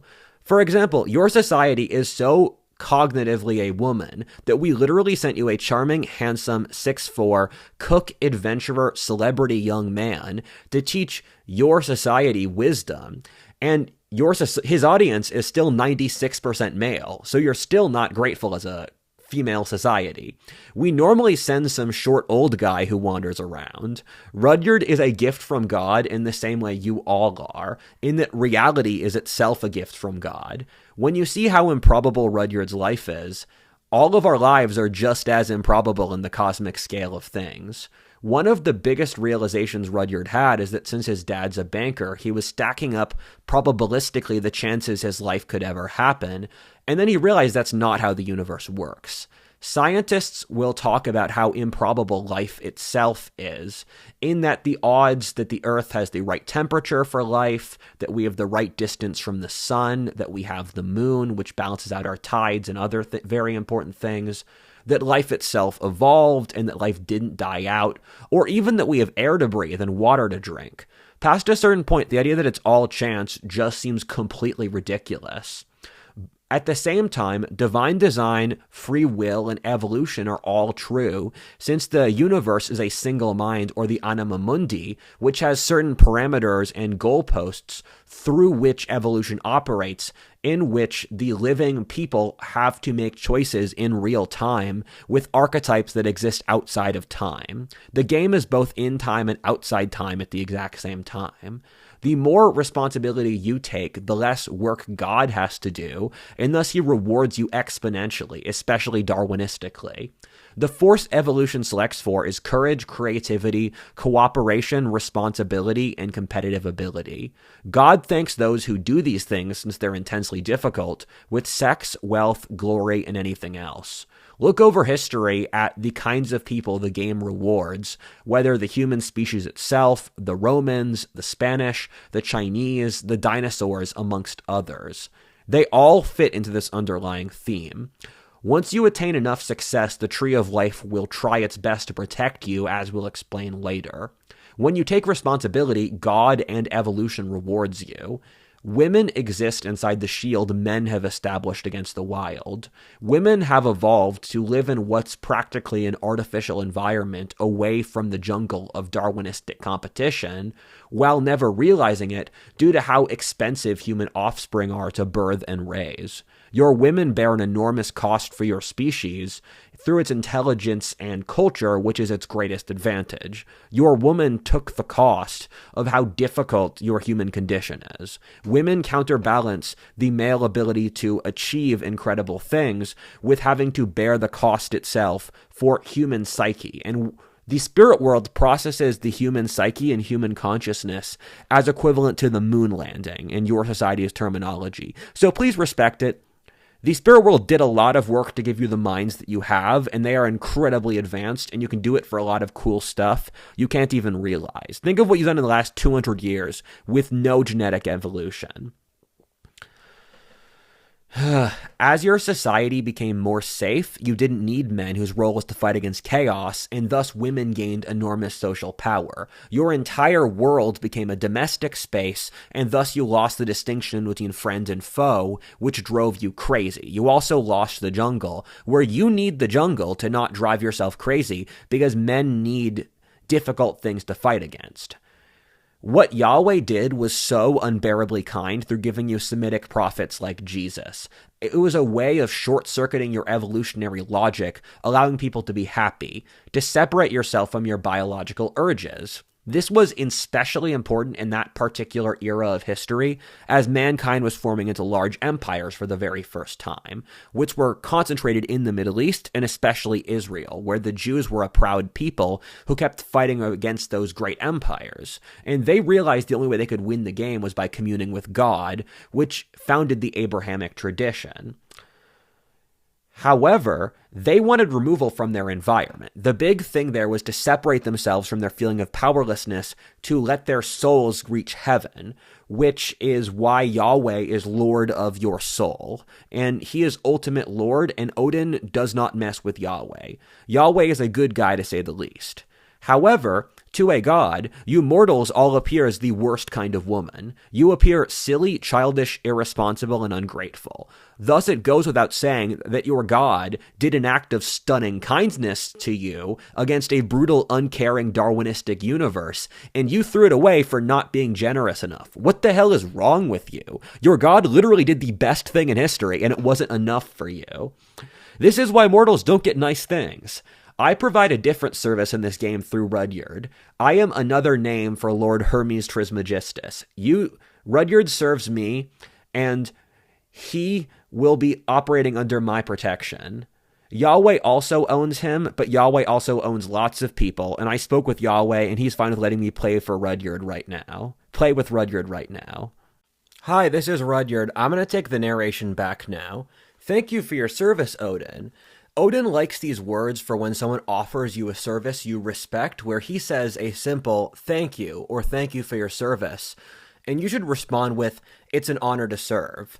The secret to life is innately empathy and listening to others. When you listen and treat others with respect and show consideration for the nice things they do, they will do more nice things for you. You should always thank others when they're kind to you. So thank you for your service, Odin, and it's an honor to serve. The spirit world operates outside of time, so as I've been having these visions over the last few months, I've basically downloaded 1,000 pages of lore from the spirit world. The good thing is I'm here for you for the rest of my life. That means the entire rest of our lives, hopefully until nearly the 22nd century if I don't die, is a attempt to explain and articulate what just happened here. This is a historic what the fuck just happened moment that the spirit world used to show you that it's still real. The spirit world was getting really annoyed and resentful that the world war and nuclear war subplot, as well as demonic, suicidal death cults that are totalitarianism, was not enough to get you to realize the world is innately magical and incredible. Your society has no way to process magic, because if you can understand it, it's scientific, and if you can't understand it, then it doesn't exist. So your worldview is divided into things you understand, and that's it, which is like you got a bunch of searchlights, but you can't actually see the stars. I'll explain that more. Part of the reason Odin reached out to me is that I love the act of leading so much. It's my favorite thing to do. I had always felt a profound sense of resentment about my life for what should be obvious reasons. However, after the first few visions at which it felt like my life had meaning, I started to realize I actually really like my life. The thing is, men don't shirk pain. They shirk meaningless pain. There's a huge amount of actual lived difference between the Crusaders walking 1,000 miles to the Holy Lands from England and a conscripted czarist peasant walking a quarter of the distance to fight for a regime they don't respect. The thing that's driving us insane isn't the suffering itself. People live way harder lives in the third world, but rather the meaningless ennui and loneliness.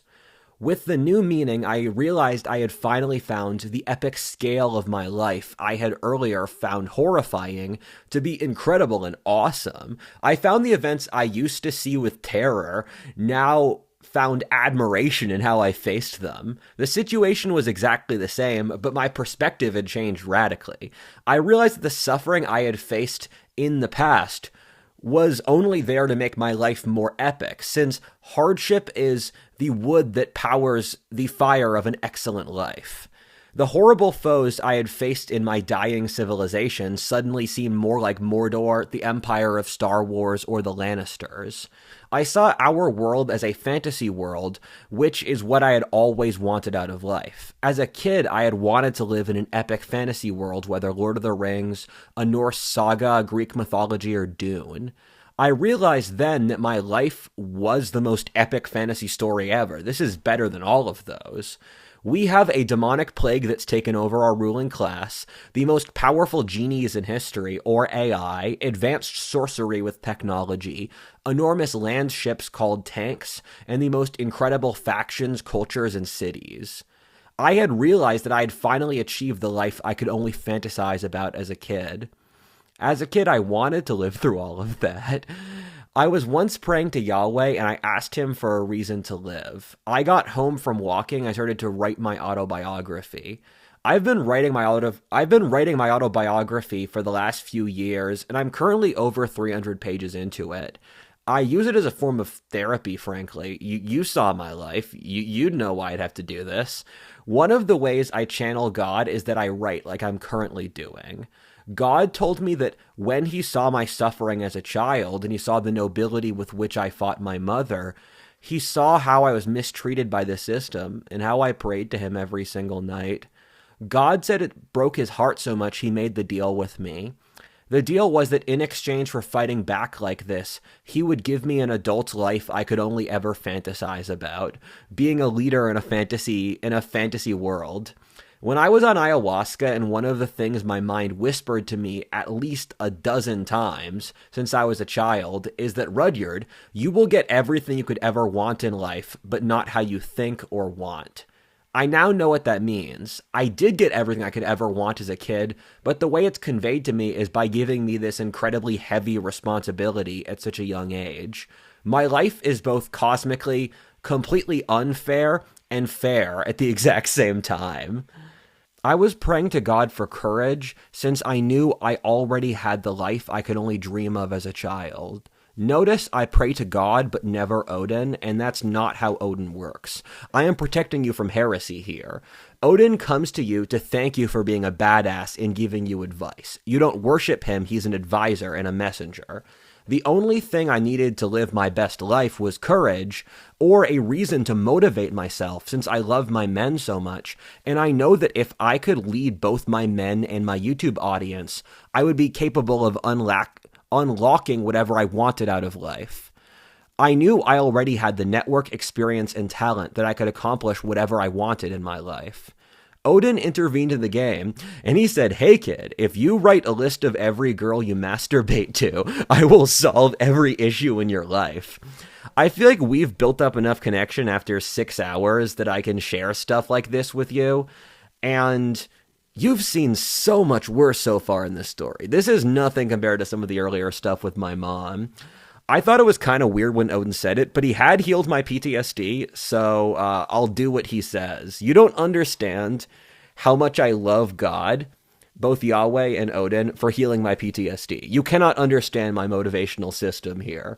And I did it, and I was looking at the list of girls I had wanked to.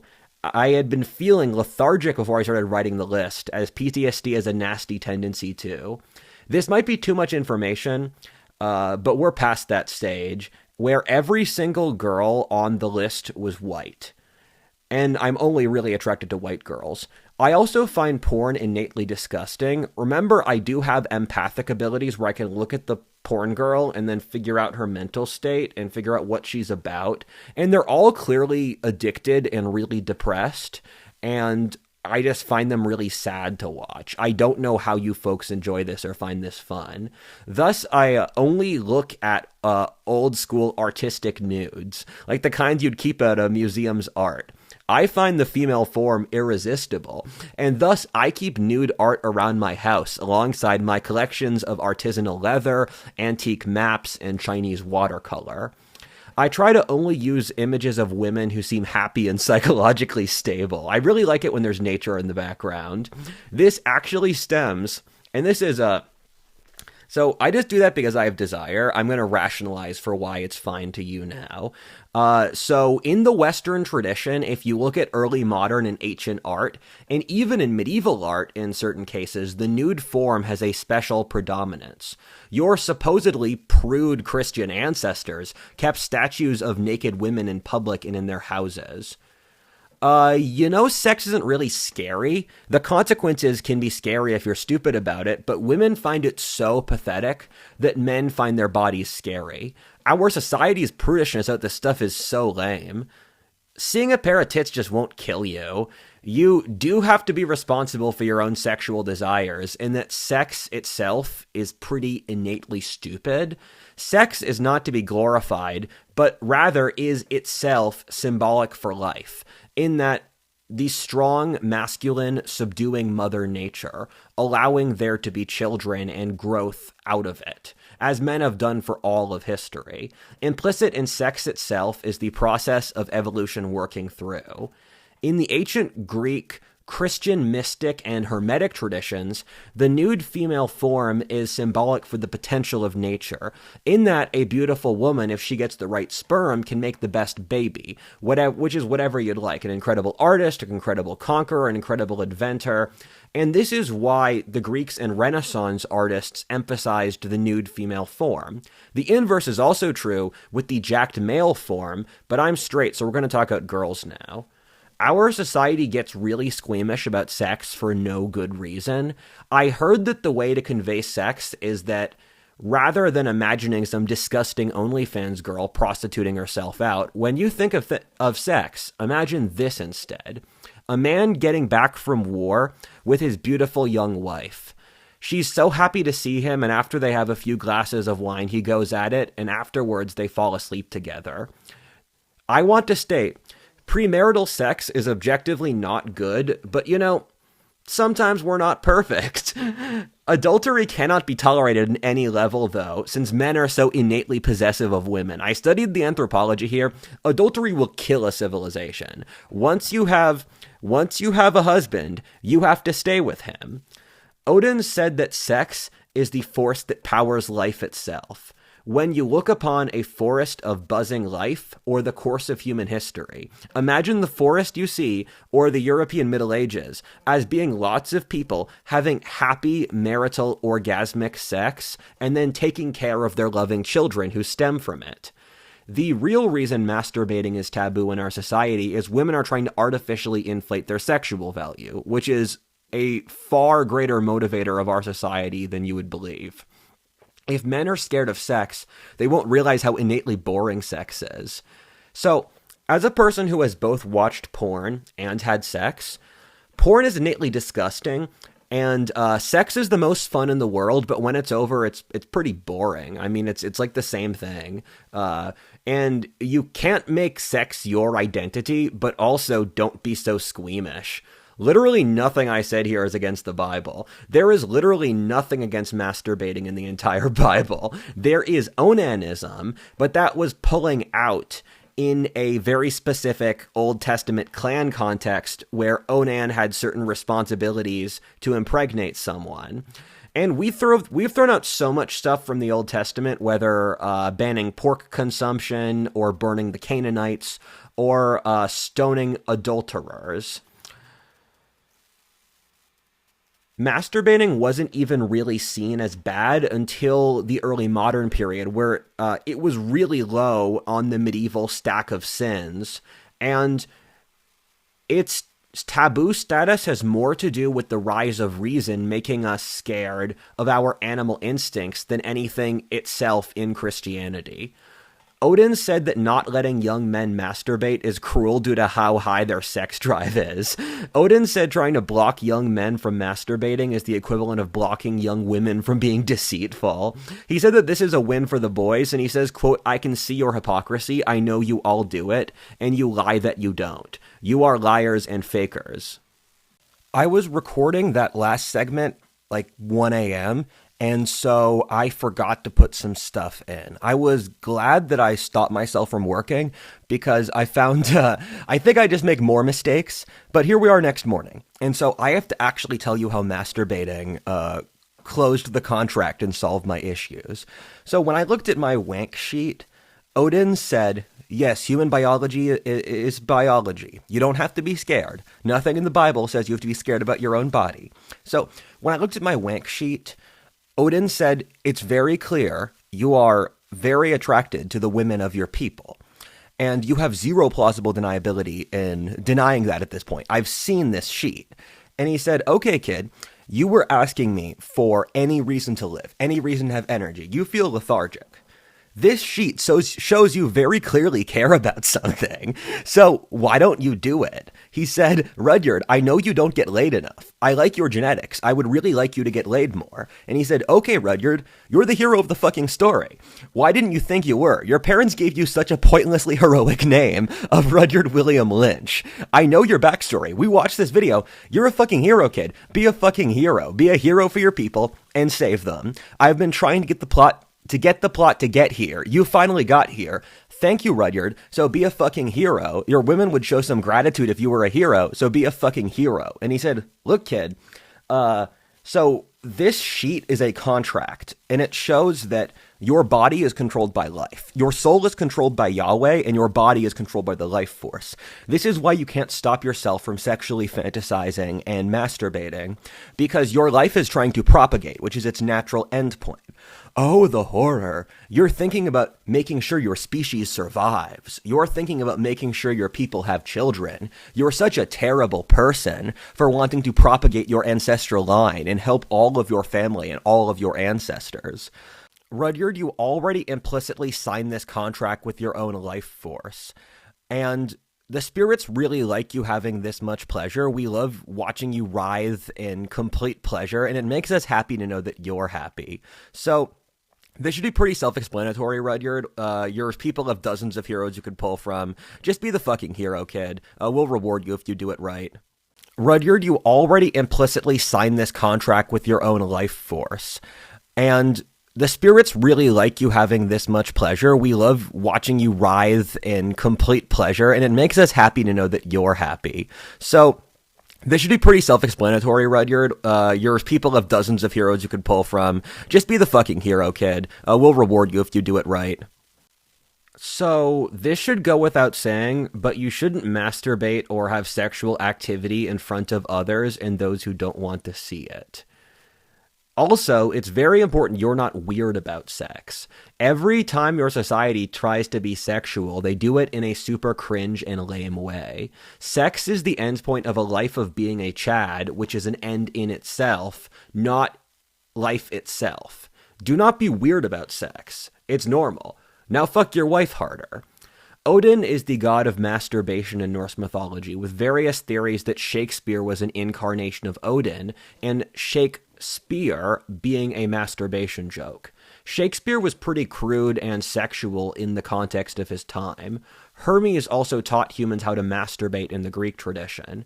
In the ancient Egyptian mythology, the Hermetic tradition attached to their version of Hermes, Thoth, involved the pharaoh masturbating in front of a crowd to show the force of life creating through semen. Odin said he gave us the ability to do this at any time for no cost, to show us that life still loves us. He said the fact we made it taboo as a society for no really good moral reason shows how silly mortals can be. Sorry, it's late for me. I'm spilling up my own words. So I'm going to unilaterally ban any sexual rituals and formism. I just refuse to have them. It looks really weird to outsiders, and I just don't want to do that. I don't want to share this side of myself with people besides those I've vetted for trust. It's why I'm relatively spare about these details in my life. If anyone tries to take this message and put it into weird sex stuff, I will immediately reject them. Once you venerate sex, it stops being fun. All I'm saying is that it's your duty to make sure your wife is happy every day. Odin said, "I'm calling your bluff, mortals. I can see inside your soul, and I can see that you don't get laid. This is a message so that your people fuck each other, which is what you need to survive. I care more about your people's survival than you do, apparently. The game would get really boring without you, and I'm kinda attached to your blood. You know, there's a reason Rudyard's attracted to white girls. I programmed him to be that way. Your entire people are dying since you don't fuck your women hard enough. Your women desperately want you, but they can't respect you since you don't do enough manly stuff. Your men are so weak that we see you as completely disgusting and lame. The rest of history views your society as unbearably pathetic. If you were real men, you could fuck your women so they're satisfied. Your women need to know this, but the dance of life won't allow them to tell you as part of their part. Women aren't responsible for men. You are. If you were actually men, none of this would be an issue. The meaning of life is to forcibly love others, to compete with others and use your own excellence to dominate and awe them, to see others with empathy and treat them as people as you dominate them. They won't say they like this, but your woman loves it when you take initiative. The guide to sex is to be good at it, and the way to be good at it is to be a Chad. To be clear, I, Rudyard, am not an enormous sex god or ladies' man or player, but I'm also 23, and I've done all this other stuff, so cut me some slack. When you look at history, when empires did a good job of conquering their former colonies, they constantly simp after them and look for daddy's approval, whether the British in India or Rome and Gaul. When you dominate others, you should take into account the whole tree of life, or how they relate to the conscious lived experience of fighting you, or who they are as people and where they're from and why they're fighting you. Darwinism and war is innately brutal, but it's also the mechanism we use for advancement. Azar Gott and Ian Morris both have really good books about how almost every technological breakthrough in history came from war. So many that naming them seems foolish as it's nearly all. War created the state and modern medicine, which have saved so many more lives than war. Just inventing penicillin as a side effect of World War I saved billions of lives, while the bloodiest war in history, or World War II, killed 65 million people. War is objectively terrible. The spirits know that since they can see into your minds. However, mortals need to have their weakness and stupidity periodically called out. 99% of human life is boring and quiet. The spirits use the final 1% to call people's bluff to see if they use their boredom well. Life is a test that periodically needs to wipe the slate clean. Keep in mind, 100 times as many people died from plague over history versus war, so you mortals can calm your guilt down. The way to wage war correctly is to empathize with your enemies and treat them with respect. Understand who they are as people and to deal accordingly. The spirits are very clear about me conveying this message to you. Don't worry too much at the game. Sometimes you live, sometimes you die. You're not really in control of the game. Rudyard is an incredibly tough person, but he was in near constant pain for years because we wrote that into the plot. It's not his fault. If Rudyard can't handle the suffering of the world, we don't think you can either. Once you accept your powerlessness, you can truly be happy and live. That's the first step. The spirits think your entire society has its head up its ass 1,000 miles. Don't worry too much. Keep your cool. You're the smartest species your planet has produced so far that you know of. I love the that you know of clause, because it signifies that your perception of reality will change over time. So you cannot take anything you know for granted in the long scheme of things, because thousands of years from now, your perspective will change in so many ways. Isn't life fun? You know, the game keeps changing and the map keeps changing. But back to the other point, you don't get to run away from responsibility. You got to take a lot of responsibility for the game. If you don't, you die. These are the choices. Either take responsibility or lose. Don't worry too much about the suffering. Suffering and pain is just burning away weakness. You should try your best, and you win some, and you lose others. Life isn't fair, and it isn't consensual at all, but that's what makes it fun. We can't overstate that things will get really scary from this point in the game onwards. This is stuff we wrote into the plot, so things will eventually work out. We're the ones in charge. Stay tuned and don't get too scared.